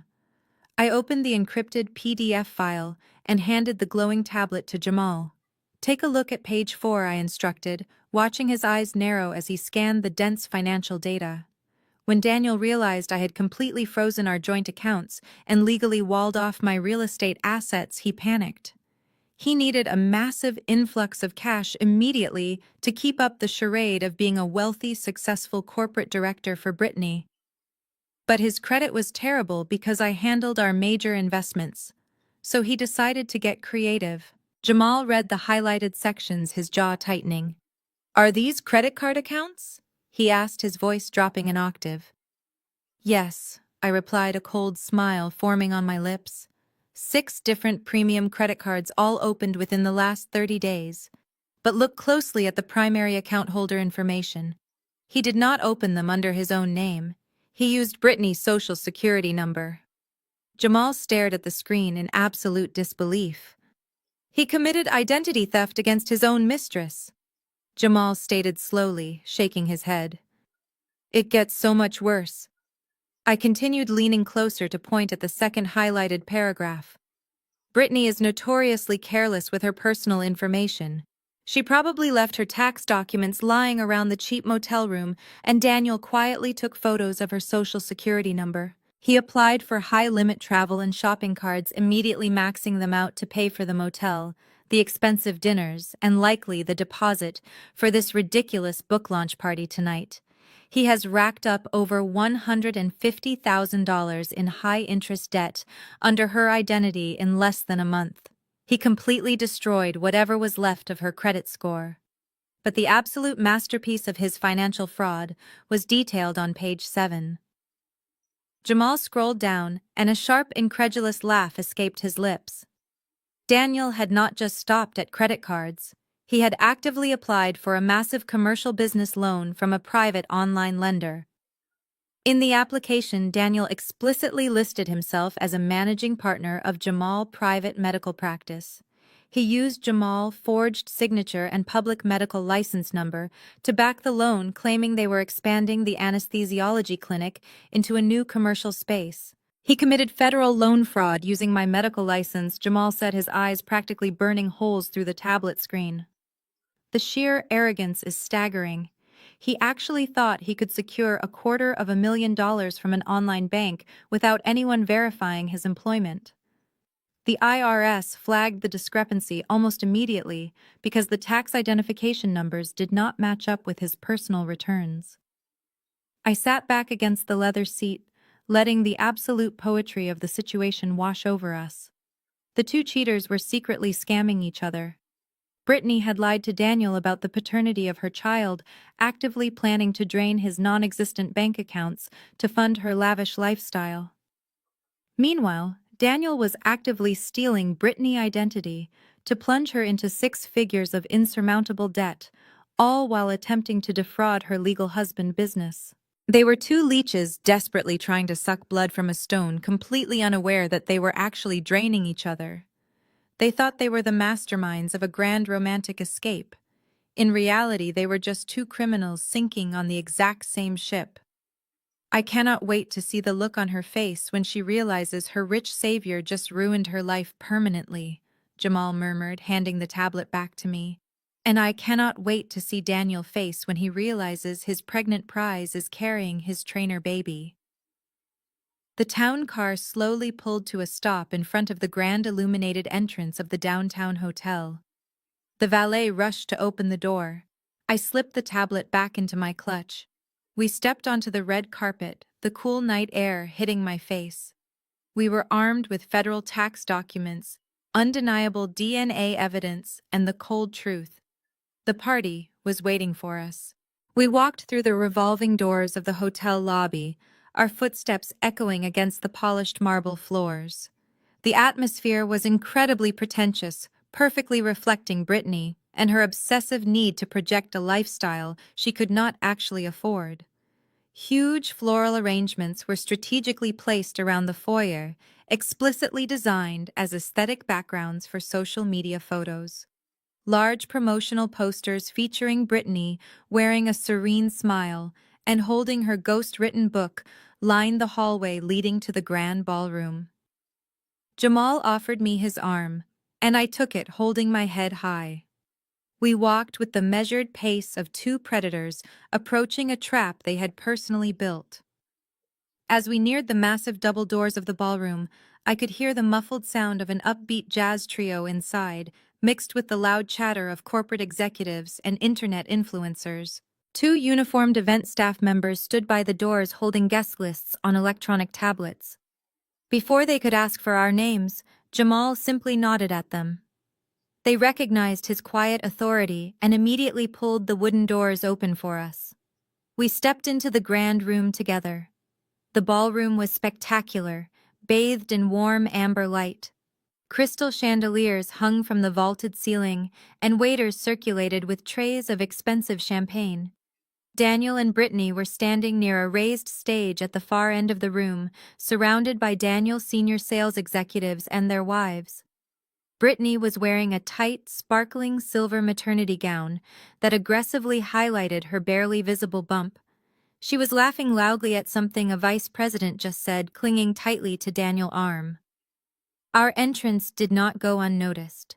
The emerald silk of my dress caught the light brilliantly, pulling the attention of guests near the entrance. Whispers began to ripple through the crowd like a sudden breeze across a calm lake. People nudged each other, pointing in our direction.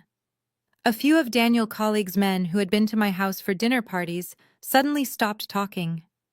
The uncomfortable silence spread rapidly toward the stage, causing the jazz trio to falter slightly, their lively tune dropping into a confused, disjointed rhythm. That was when my mother saw us. Susan was standing near the dessert table holding a glass of sparkling water. The moment her eyes locked onto my emerald dress, the color instantly drained from her face. She slammed her glass down on the table with a sharp clink and practically sprinted across the ballroom floor. Her face twisted into a mask of pure panic and furious indignation. She intercepted us just 10 feet inside the door, stepping directly into our path and throwing her arms out wide as if she could physically hurt us back into the lobby. "What do you think you are doing?" she hissed, keeping her voice low but frantic so the guests would not hear. "I sent you a letter. I explicitly told you both to stay away. You are completely ruining your sister's special night." Turn around and leave this instant before I have security escort you out. I looked down at my mother, feeling no emotional reaction to her anger. She looked so small, so desperately committed to protecting a lie. Before I could say a single word, Jamal stepped smoothly in front of me, shielding me from her toxic energy. He did not raise his voice. He did not look angry. He simply looked down at her with the clinical detachment of a doctor examining a minor annoyance. "Susan," Jamal said smoothly, his deep voice carrying a terrifying calm. "You seem to be under the severe misconception that you have any authority in this building." My mother sputtered, her face flushing a deep, angry red. "I am the mother of the author," she snapped, trying to stand taller. "This is a private, exclusive event. You are not on the guest list, Jamal." Jamal let out a short, cold laugh. "Susan, I am the only reason this event is even happening," he replied, leaning down slightly to meet her eye level. "I signed the contract for this ballroom 6 months ago. I paid the $20,000 catering deposit using my own corporate credit card. Legally speaking, I am the official host of this evening. You and your daughter are just drinking my champagne. Now please step aside before I decide to cancel the open bar." Susan's mouth dropped completely open. She looked from Jamal to me, completely paralyzed by the sudden reminder of the financial reality. She slowly lowered her arms, taking a defeated step backward. Jamal offered me his arm once again. We walked right past my mother, leaving her standing frozen near the entrance, and made our way directly into the center of the crowd. The real party was just getting started. The sea of guests naturally parted for us as we glided across the ballroom floor. It was like watching a perfectly choreographed dance of severe discomfort. Daniel corporate colleagues, the exact same men who had sat at my dining table and drank my expensive wine for years, nervously averted their eyes, or suddenly found their half-empty champagne flutes incredibly fascinating. The younger internet influencers, sensing a sudden and dramatic shift in the room energy, subtly adjusted their bright smartphone cameras to capture the unfolding drama. Jamal and I did not stop walking until we reached the very front row, standing directly beneath the raised stage where the guests of honor were holding court. Up on the platform, Daniel and Brittany looked like the artificial plastic toppers on a cheap wedding cake. Brittany was posing with her ghost-written book held delicately against her chest, making absolutely sure the glittering crystal chandeliers caught the light on the massive, completely unpaid-for diamond ring Daniel had recently placed on her finger. Daniel was standing right beside her, wearing a brand-new custom tuxedo that I now knew was financed entirely by the stolen Social Security number of the smiling woman standing next to him. When his eyes finally met mine in the crowd, a brief flash of genuine, undisguised terror crossed his face. But his massive, fragile ego quickly overrode his fear. He honestly assumed I was there to beg for him back. He assumed I was there to cause a messy, highly emotional scene that would only serve to validate his twisted narrative. He stepped confidently toward the exact center of the stage and gently tapped the silver microphone. The soft thumping sound echoed heavily through the massive speakers, signaling the live jazz trio to immediately cease playing their instruments. The sprawling ballroom quickly fell into a hushed, incredibly heavy silence. Daniel cleared his throat loudly, adjusting his stolen tuxedo jacket, and flashed his signature charismatic smile at the massive sea of expectant faces. "Thank you all so very much for coming out tonight to celebrate the official release of Living Your Truth." Daniel began, his voice projecting a smooth, sickeningly warm resonance. "I know the past few weeks have been incredibly challenging for both of us. There have been vicious rumors, there has been deep personal pain, and there have been people who desperately tried to tear us apart out of pure, unadulterated bitterness and jealousy." He paused dramatically to let the words sink in, looking down directly at me with a sickeningly condescending smirk. He was actually trying to publicly shame me in front of his entire corporate leadership team while I stood there silently. But true, undeniable love always requires immense courage. He continued, placing a gentle, protective hand over Brittany's sparkling silver maternity dress. "Sometimes you have to make the absolute hardest choices in the world to find your authentic happiness. You simply have to walk away from toxic environments that drain your spirit and hold you back. Brittany and I found each other right in the middle of a terrible storm, and we bravely chose to protect our peace. We chose to build a beautiful life founded on honesty, mutual respect, and absolute unwavering devotion. A few of the naive influencers in the front row actually let out soft, sympathetic sighs, completely manipulated by his heavily practiced delivery. Brittany leaned her head gently against his broad shoulder, looking up at him with wide, adoring eyes. She was playing the exact role of the rescued princess, perfectly, completely oblivious to the horrifying fact that her knight in shining armor was actively driving her into inescapable federal debt. And tonight is not just about celebrating this beautiful, inspiring book. Daniel announced, his voice steadily rising in a triumphant, joyful crescendo. It is also about celebrating our brand new future. It is about celebrating the ultimate blessing that successfully brought us through all the terrible darkness. We are so incredibly thrilled to announce to the world that we are expecting our first child together. This unborn miracle is the absolute, undeniable proof that our love was always meant to be. He raised his expensive champagne flute high into the warm ambient air. A smattering of polite applause rippled through the large ballroom, though many of his corporate colleagues looked highly uncomfortable clapping for a man who was openly bragging about abandoning his dedicated wife for his younger sister-in-law. I stood absolutely motionless, quietly listening to the echoing applause. The sheer, unadulterated hypocrisy of his entire speech was truly magnificent to witness. He had built a towering castle made entirely of gasoline-soaked matches, and he was currently holding a lit torch directly over it. Jamal leaned slightly toward me, never taking his dark eyes off the stage. Jamal leaned slightly toward me, never taking his dark eyes off the stage. "It is time," he whispered, his voice steady. He reached into the pocket of his tailored charcoal suit jacket, retrieving a sleek black USB drive. He held it tightly before stepping out from the front row. The polite applause from the wealthy executives and internet influencers was fading, but it stopped entirely the second Jamal placed his polished shoe onto the first step of the wooden stage staircase. He ascended the stairs with the deliberate pacing of a judge walking to the bench. The sudden movement caught Daniel's attention. Daniel turned his head, his charismatic smile freezing instantly. The color drained from his cheeks as he watched the brilliant doctor approach him. Brittany also turned, her eyes widening in panic.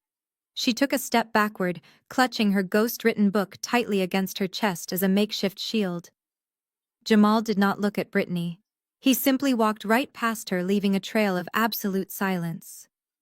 The grand ballroom held its collective breath. You could hear the faint hum of the air conditioning and the nervous shifting of shoes against the polished floor. The jazz trio stared wide-eyed at the unfolding drama. Jamal reached the center of the platform and stopped directly in front of Daniel. My husband stood paralyzed, his knuckles turning white as he gripped the microphone stand. He wanted to speak, but his cowardice kept his mouth firmly shut. Jamal smoothly reached out and pulled the silver microphone from Daniel's trembling hand.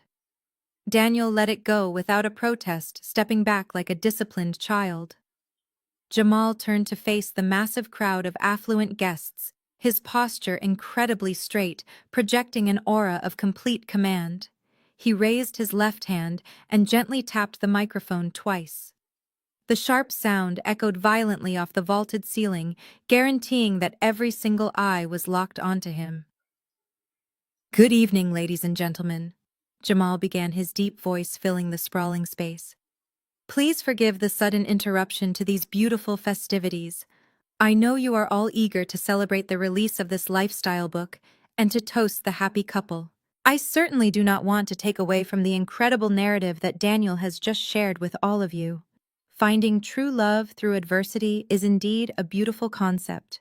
Overcoming toxic environments to build a life of honesty is something we should all strive to achieve. Therefore, as Brittany's legal husband, I felt it was absolutely necessary for me to come up here tonight and personally congratulate them both. I want to sincerely congratulate them on their profound honesty and their unwavering commitment to the absolute truth. A wave of confused murmurs washed over the front rows. The corporate vice presidents exchanged bewildered glances, completely unsure how to process the fact that the legal husband was calmly blessing his wife affair on a public stage. Susan, my mother, was still standing near the entrance, covering her mouth with both hands in sheer horror. She knew exactly what Jamal was capable of, and she knew his polite words were nothing but the calm before a catastrophic storm. Daniel swallowed hard, looking desperately at the exits, realizing too late that he was completely trapped under the bright stage lights. Brittany forced a terrified smile, foolishly believing for 1 second that Jamal was actually taking the high road and letting her go peacefully. But Jamal was not finished. He turned away from the microphone slightly and looked toward the back of the ballroom, directing his piercing gaze toward the elevated audio-visual booth where a young technician was sitting behind a massive soundboard. "Excuse me," Jamal called out to the technician, his voice echoing loudly. The young man jumped slightly, leaning forward over his controls. Jamal held up the small black USB drive so the entire room could see it clearly. "I handed this drive to your event coordinator earlier today with some special congratulatory materials," Jamal stated calmly. "Could you please do me a massive favor and switch the main projector screen input to HDMI 2? We have a very special visual presentation to share with the happy couple and their esteemed guests tonight." The technician hesitated for a fraction of a second before nodding. He pressed a button on his console. Behind Daniel and Brittany, the massive white projector screen that had previously displayed the elegant book cover suddenly went completely black. The digital click of the input switching echoed through the silent room. Daniel turned around to look at the blank screen, his chest rising and falling rapidly. The trap was finally sprung, and there was absolutely nowhere left for them to run or hide from the severe consequences of their own incredibly selfish choices. The massive projector screen behind them flickered for a brief second, before illuminating the entire stage with a blinding white light. A collective gasp rippled through the front rows of the audience as the high-definition image came into sharp focus. It was not a romantic montage of the happy couple. It was a massive, clearly enlarged snapshot of a forensic accounting report, complete with official federal tax watermarks and highlighted credit card statements. I walked up the wooden steps of the stage, my emerald silk dress flowing gracefully around my ankles. I stepped right up to Jamal, and he smoothly handed the silver microphone to me. Daniel tried to lunge forward to grab it back, but Jamal simply shifted his weight, using his broad shoulders to physically block Daniel from coming anywhere near me. I turned to face the crowd, holding the microphone firmly. "Daniel just told you all a deeply moving story about choosing honesty and walking away from a toxic environment," I said, my voice projecting crisp and clear across the ballroom. "But since we are celebrating the theme of living your truth tonight, I thought it was only fair to provide the actual documented truth of this incredible romance." I pointed to the massive screen behind me. "What you are looking at are the completely unredacted financial disclosures Daniel submitted to the family court this week under penalty of perjury," I explained loudly. "When Daniel decided to abandon our 10-year marriage, he firmly believed he was walking away with half of my $800,000 house and hundreds of thousands in joint savings.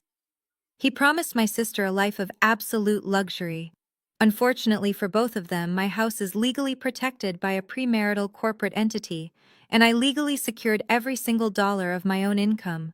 Daniel currently has a net worth of exactly $0. A loud murmur of shock erupted from the corporate executives in the crowd.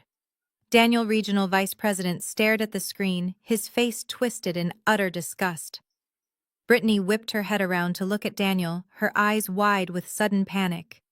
"You told me the assets were just temporarily frozen," she hissed at him, her microphone picking up the frantic whisper. "Oh, he is completely broke, Brittany," I said directly to her, making sure the entire room heard every word. But the truth actually gets much worse. Because Daniel had no money to fund this lavish lifestyle, he had to get creative. Look closely at the highlighted accounts on the screen. Brittany turned her attention back to the massive projection. Her eyes scanned the documents, and I watched the exact moment her reality completely shattered. The color drained from her perfectly contoured face. She stumbled backward, her high heels catching on the carpeted stage. "Those are 6 different premium credit cards," I announced to the audience. "And they were all opened in the last 30 days. But Daniel did not use his own name. He used Brittany's social security number. He committed identity theft against the woman he claims to love. He maxed out every single card to pay for a cheap motel room, expensive dinners, and the catering deposit for this very party. He has racked up over $150,000 in high-interest debt under her identity in less than a month." The ballroom erupted into pure chaos. People were loudly whispering, pointing fingers, and covering their mouths in shock.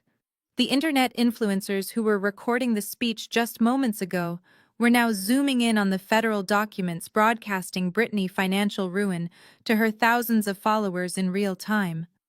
But he did not stop there. I continued raising my voice to cut through the noise. Daniel also applied for a $250,000 commercial loan by forging Jamal's signature and using Jamal's medical license. That specific federal fraud is currently being flagged by the IRS. Daniel is not a successful businessman. He is not a wealthy savior. He is a parasite who drained my bank accounts for a decade, and the absolute second he lost access to my money, he immediately started draining yours. Brittany let out a piercing, hysterical scream. She lunged at Daniel, slamming her fists against his chest. "You ruined my life," she shrieked, completely forgetting about her carefully curated public image. "You told me you were rich. You stole my identity. My credit is completely destroyed." Daniel grabbed her wrists, his face red with absolute humiliation and rage. "Stop it!" he yelled back at her, struggling to maintain his balance on the stage. "I did this for us. I did this to protect our baby." Jamal stepped forward, taking the microphone back from my hand. He looked at Daniel with an expression of pure, chilling pity. "About that baby, Daniel," Jamal said smoothly. "Let us talk about the next slide." Jamal raised his hand again, signaling the young technician in the audio-visual booth. The massive projector screen behind us flashed black for a fraction of a second before a brand new document appeared in crisp, unforgiving high definition. This time it was not a tax form or a credit card statement.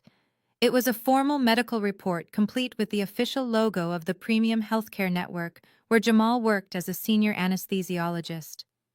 Daniel let go of Brittany's wrists, stepping back as he stared up at the clinical document. "You have no right to show her medical records," Daniel shouted, his voice cracking with a mixture of desperate anger and sudden creeping dread. "That is the mother of my child. You are violating her privacy." "Actually, Daniel, she is my legal wife," Jamal corrected him, his tone completely devoid of emotion. "And she is fully covered under my premium hospital insurance plan. Every single medical claim she files goes directly to my secure employee portal. What you are looking at on the screen is a standard billing code for a dating ultrasound. But because I like to be incredibly thorough, I also requested a copy of the non-invasive prenatal testing results directly from the laboratory." Jamal reached into the inner pocket of his charcoal suit jacket and pulled out a crisp, white medical envelope. He held it up to the bright stage lights. "The blood test is a marvel of science," Jamal explained loudly. "It screens for genetic abnormalities, but it also provides a highly accurate timeline of conception. And as a doctor, I really appreciate accurate timelines." Brittany was hyperventilating now, shaking her head back and forth as she backed away from both men. "Jamal, please stop," she begged, her voice a pathetic whimper. "Do not do this. I will give you whatever you want." Jamal ignored her completely. He opened the envelope and pulled out the physical laboratory report, unfolding it with deliberate slowness. According to this certified genetic timeline, the exact window of conception for this child occurred during the 3rd week of August. Jamal read aloud, his voice echoing through the silent ballroom. He slowly lowered the paper and looked Daniel dead in the eye. Do you happen to remember where you were during the third week of August? Daniel Jamal asked smoothly. Because Vanessa and I checked your corporate travel logs. You were in London attending a mandatory international sales conference. You were over 4,000 miles away across the Atlantic Ocean. Daniel's face went completely blank. His eyes darted from Jamal to Brittany, desperately trying to compute the biological impossibility. But we were together, right before I left. Daniel stammered, his logic crumbling in real time. Biology does not care about your excuses, Daniel Jamal replied sharply. The math is absolute. You were in London. But do you want to know where Brittany was during that exact same week? She charged $3,000 to my American Express card to attend a luxury wellness retreat in Sedona, Arizona, and she did not go alone. Jamal signaled the booth one final time. The screen shifted from the medical document to a bright, full-color photograph pulled from social media. It was a picture of Brittany wearing a tiny bikini, sitting happily on the broad shoulders of a heavily tattooed, extremely muscular man in a resort swimming pool. That man is Tyson, her personal fitness trainer, I announced, stepping forward beside Jamal. He posted that photo on his public business page, bragging about his private couple's fitness journey in Sedona during the exact week this child was conceived. The room erupted, the noise louder than before. Executives gasped, while influencers frantically typed updates on their phones. Daniel stared at the massive photograph of his supposed true love wrapped around her muscular trainer. The magnitude of his foolishness crashed down upon him. He had thrown away a loving 10-year marriage, an $800,000 house, and a comfortable lifestyle. He had committed severe identity theft and federal loan fraud, completely destroying his own financial future. And he did all of it to protect a woman who was actively carrying a child belonging to her gym trainer. Daniel slowly turned his head to look at Brittany. His charismatic facade was entirely gone, replaced by the hollow, broken stare of a man who had just watched his entire universe collapse. Is it true? Daniel asked, his voice barely a whisper, yet caught perfectly by the stage microphone. Is that his baby? Brittany burst into dramatic tears, covering her face with her hands. She could not formulate a single word of defense, since the medical evidence was glowing right behind her. The silence that followed her tears was the sweetest sound I had ever heard. Daniel did not reach out to comfort her. Instead, a guttural sound of pure rage ripped from his throat. He grabbed the half-full flute of expensive champagne sitting on the podium beside him and violently hurled it across the stage. The crystal shattered against the back wall, sending shards of glass and golden liquid raining down over the promotional posters of Brittany's book. You lied to me, he roared, his face contorting into a mask of absolute fury. You told me that baby was mine. You made me walk away from my wife. I gave up my house, my savings, and my entire life for a child that belongs to a random gym rat. Brittany dropped her hands from her face, her fake tears instantly vanishing, replaced by the vicious, cornered animal she truly was. You gave up nothing, she screamed back, her voice shrill and grating over the audio system. You are completely broke. You dragged me into a cheap, filthy motel and stole my social security number. You ruined my credit score to buy a stupid tuxedo to show off to your boss. You are nothing but a pathetic, broke fraud. The argument quickly devolved into a horrifying, deeply public spectacle. Daniel lunged forward, grabbing the stack of her ghost-written books from the display table and aggressively shoving them onto the floor. The hardcovers hit the wood with heavy thuds scattering across the stage. Brittany retaliated by picking up her own champagne glass and throwing the liquid directly into his face.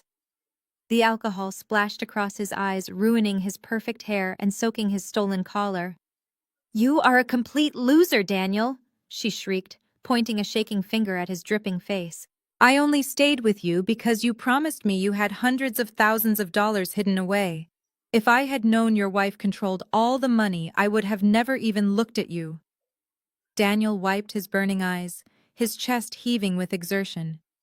You are a manipulative gold digger who cannot even afford her own fake designer bags, he spat back, taking a menacing step toward her. I am going to a federal prison because of you. I committed federal wire fraud to buy you the lavish lifestyle you aggressively demanded. Down in the audience, the final remnants of polite society completely evaporated. Daniel, regional vice president, stood up, his face pale with utter shock and professional disgust. He buttoned his suit jacket tightly and immediately headed for the exit, followed closely by the rest of the senior corporate executives. Daniel was not just losing his shiny new mistress tonight. He was losing his career, his professional reputation, and quite possibly his freedom. Meanwhile, the younger internet influencers were having the absolute time of their lives. Glowing smartphone cameras were held high, capturing every single second of the brutal screaming match. Brittany carefully cultivated online brand of peace, wellness, and aesthetic perfection was being violently dismantled live on the internet. My mother finally broke free from her frozen paralysis. Susan rushed toward the stage, her designer high heels clicking frantically against the polished wooden floor. "Stop it!" she shrieked, waving her arms wildly in the air. "Both of you need to stop this right now. You are making a terrible scene. People are recording you with their phones. You are ruining the family name." But neither Daniel nor Brittany even registered her desperate presence. They were entirely too busy tearing each other to absolute shreds. Daniel kicked a wooden promotional stand, snapping the thick wood in half with a loud crack. Brittany grabbed another glass from a passing waiter tray, completely missing Daniel and shattering it against an expensive lighting fixture. It was an absolute glorious implosion. Jamal placed his hand on my back, guiding me away from the splash zone. We stood perfectly calm in the center of the raging hurricane, watching the two people who had tried to destroy us completely annihilate each other. We did not need to shout. We did not need to cry or throw things. The absolute truth was the only weapon we needed to win this war. I looked up at Jamal, a profound sense of peaceful closure washing over my entire body. The massive projector screen behind the fighting couple was still brightly displaying the undeniable medical and financial evidence of their mutual destruction. The jazz trio had packed up their brass instruments and fled the room in terror. Hotel security guards were rushing through the main double doors, their radios squawking loudly as they sprinted toward the stage to physically separate the screaming mess of a couple. The glamorous launch party for Living Your Truth was officially over. They were ruined, and my brand new life of absolute freedom was finally beginning tonight. Exactly 6 weeks passed since the spectacular implosion at the downtown hotel. My life had settled into a beautiful, uninterrupted rhythm of peace and extreme productivity. I was sitting behind the sleek glass desk in my corner corporate office, reviewing a highly lucrative commercial real estate portfolio. The morning sun was pouring through the floor-to-ceiling windows, perfectly reflecting my bright new reality. I had successfully finalized my divorce with Daniel, effectively cutting him out of my life with the surgical precision of a scalpel. Jamal and I had celebrated our respective legal victories with a quiet, expensive dinner toasting to our mutual liberation. The intercom on my desk buzzed, breaking the comfortable silence. My assistant Sarah sounded incredibly tense. "Vanessa. I am so sorry to interrupt your morning workflow," she said hesitantly. "Your parents are standing in the reception area. I told them you were entirely booked with executive meetings today, but they are refusing to leave the lobby. They are causing quite a scene and demanding to speak with you immediately." I did not panic. I simply saved my spreadsheet and leaned back in my ergonomic chair. "Send them in, Sarah," I instructed calmly. "But please alert building security to stand by the elevators just in case." A minute later, the heavy frosted glass door of my office swung open. Richard and Susan stepped inside, but they looked absolutely nothing like the arrogant, demanding people who had stormed into my foyer and slapped me just 2 months ago. They looked like they had aged a decade. My father's suit was heavily wrinkled and his posture was completely defeated. My mother was clutching a worn leather handbag, her face devoid of makeup, her eyes puffy and ringed with dark circles of sheer exhaustion. They stood awkwardly near the doorway, intimidated by the sheer scale of my corporate success. Please have a seat, I offered, gesturing to the two modern leather chairs opposite my desk. I kept my voice perfectly neutral, treating them exactly like high-risk clients who had just defaulted on a massive loan. They sat down tentatively. My mother immediately burst into fresh dramatic tears. "Vanessa, we are completely desperate," she sobbed, twisting a tissue frantically in her hands. "We did not know where else to go." "You have to help your sister." I folded my hands neatly on my desk. "What exactly is the emergency?" Susan, I asked, refusing to call her mom. My father cleared his throat, staring down at his scuffed shoes. "The fallout from the party was catastrophic," he muttered, his voice shaking. Daniel completely vanished. The second he realized the baby was not his, and the IRS was launching a formal investigation into the forged medical clinic loan, he packed his bags and fled the state. "We think he is hiding somewhere in Nevada, but he blocked all of our numbers. He completely abandoned Brittany." "And what about her fitness trainer?" I asked, completely unbothered by Daniel's cowardly exit. It sounded exactly like the Daniel I knew. "Tyson blocked her on every social media platform the very next morning," Susan wailed loudly. "He wants absolutely nothing to do with the child." "But that is not even the worst part, Vanessa. Because Daniel opened all those credit cards using Brittany's social security number, the banks are holding her legally responsible for the entire $150,000 debt. The hotel from the launch party is suing her for the damages to the ballroom. Her book publisher dropped her contract entirely and is demanding their advance back." Richard finally looked up, his eyes pleading. "She is facing legitimate fraud charges, Vanessa. The creditors are circling like vultures, and the legal fees are astronomical. We completely drained our retirement savings trying to retain a criminal defense attorney for her, but it is not nearly enough. We need a loan. We know you just closed that massive commercial property deal. You have the liquidity. We are begging you to write us a check for $200,000 to save your sister from going to federal prison." I stared at them, letting the absolute breathtaking audacity of their request hang in the silent air. They had defended the woman who slept with my husband, they had demanded I sign over my house to her, and now they wanted me to finance her criminal defense. A cold, quiet laugh escaped my lips. "You are asking me to bail out the woman who actively participated in destroying my marriage," I stated, ensuring my words were razor sharp. "You stood in my hallway, slapped me across the face, and told me my masculine ambition was the reason Daniel cheated. You proudly chose your golden child. You enabled her toxic, narcissistic behavior for 34 years. You built this exact monster, Richard, and now you are shocked that she is eating you alive." "But she is family," Susan pleaded, reaching across the desk. "I do not have a family," I corrected her, instantly pulling my hands out of her reach. "I have a highly successful real estate career, a beautiful, fully paid-off home, and zero emotional baggage. You chose to invest your entire lives into Brittany. Now you get to sit back and watch your investment go completely bankrupt. You will sink with her." I opened my top desk drawer and pulled out a crisp, heavy envelope. I slid it across the glass surface toward my father. He reached for it eagerly, his eyes lighting up with the foolish hope that I had actually written them a check. He tore the envelope open and pulled out the single sheet of paper inside. His face instantly drained of all remaining color. "That is a formal, legally binding cease and desist letter drafted by my corporate attorney," I explained, standing up from my chair to signal the end of the meeting. "It explicitly prohibits you, Susan, and Brittany from ever contacting me, stepping foot on my property, or entering this commercial building again. If you violate it, I will have you arrested for harassment." Security guards appeared in the open doorway, their presence a silent, undeniable threat. My parents stared at the legal document, finally understanding that the well had permanently run dry. The scapegoat had officially left the building. "Please escort these two individuals to the ground floor," I instructed the guards. I sat back down, opened my laptop, and went right back to work, never looking at them again.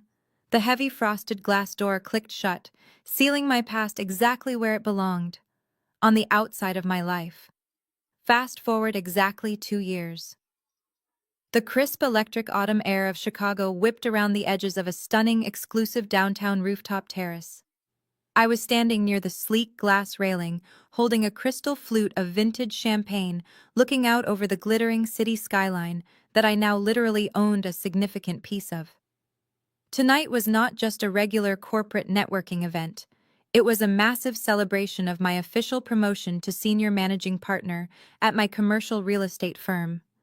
I had spent the last 24 months completely unburdened by the parasitic weight of my previous marriage and my toxic biological family.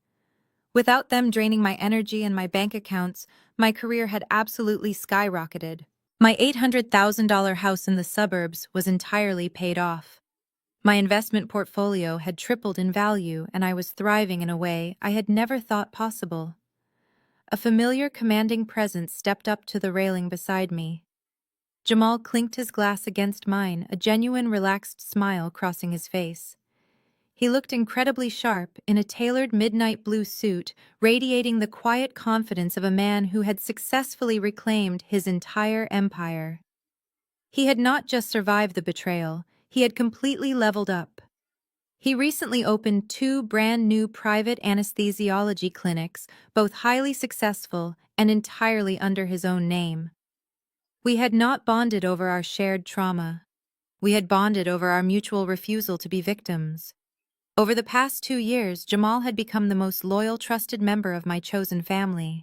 We celebrated holidays together, we consulted each other on major financial investments, and we protected each other, peace with ruthless dedication.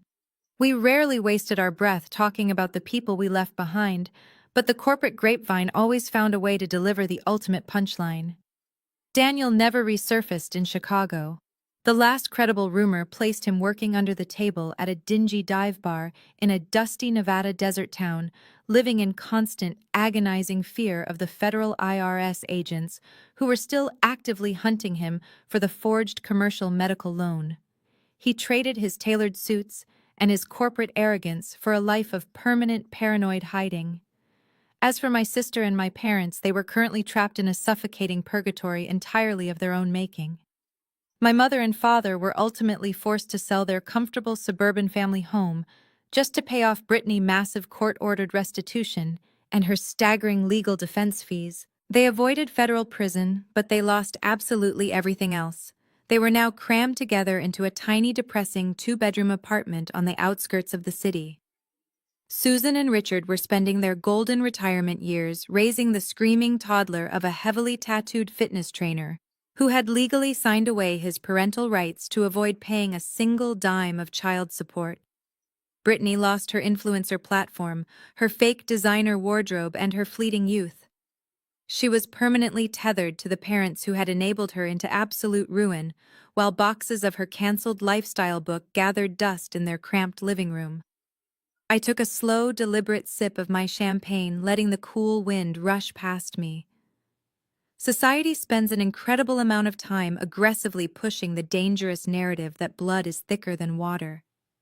We are conditioned from birth to forgive the unforgivable simply because we share genetic material with our abusers. We are constantly told to keep the peace, to be the bigger person, and to endlessly pour our hard-earned success into the gaping black holes of our toxic family members. But the absolute truth is that blood means absolutely nothing if it is actively poisoning your life.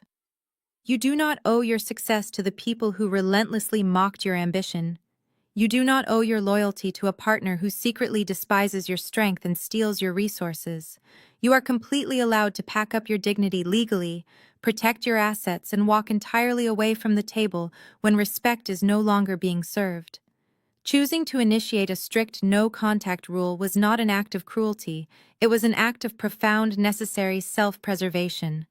I willingly chose to be the cold, heartless villain in their delusional narrative, so I could finally be the hero of my own actual life. And standing here tonight looking at the empire I built, I know it was the greatest deal I ever closed. If you are watching this video and you are currently suffocating under the heavy, crushing weight of a golden child sibling, a narcissistic partner, or parents who only view you as an emotional bank account, this is your official sign to cut the cord. Stop setting yourself on fire just to keep them warm. Take back your power. secure your finances, and leave them entirely in the dark. Tell me your own no-contact success stories in the comments below. How did you finally break free from your toxic bloodline? Share your escape strategies and your victories, because your survival story might be the exact blueprint someone else needs to finally walk out the door and reclaim their life.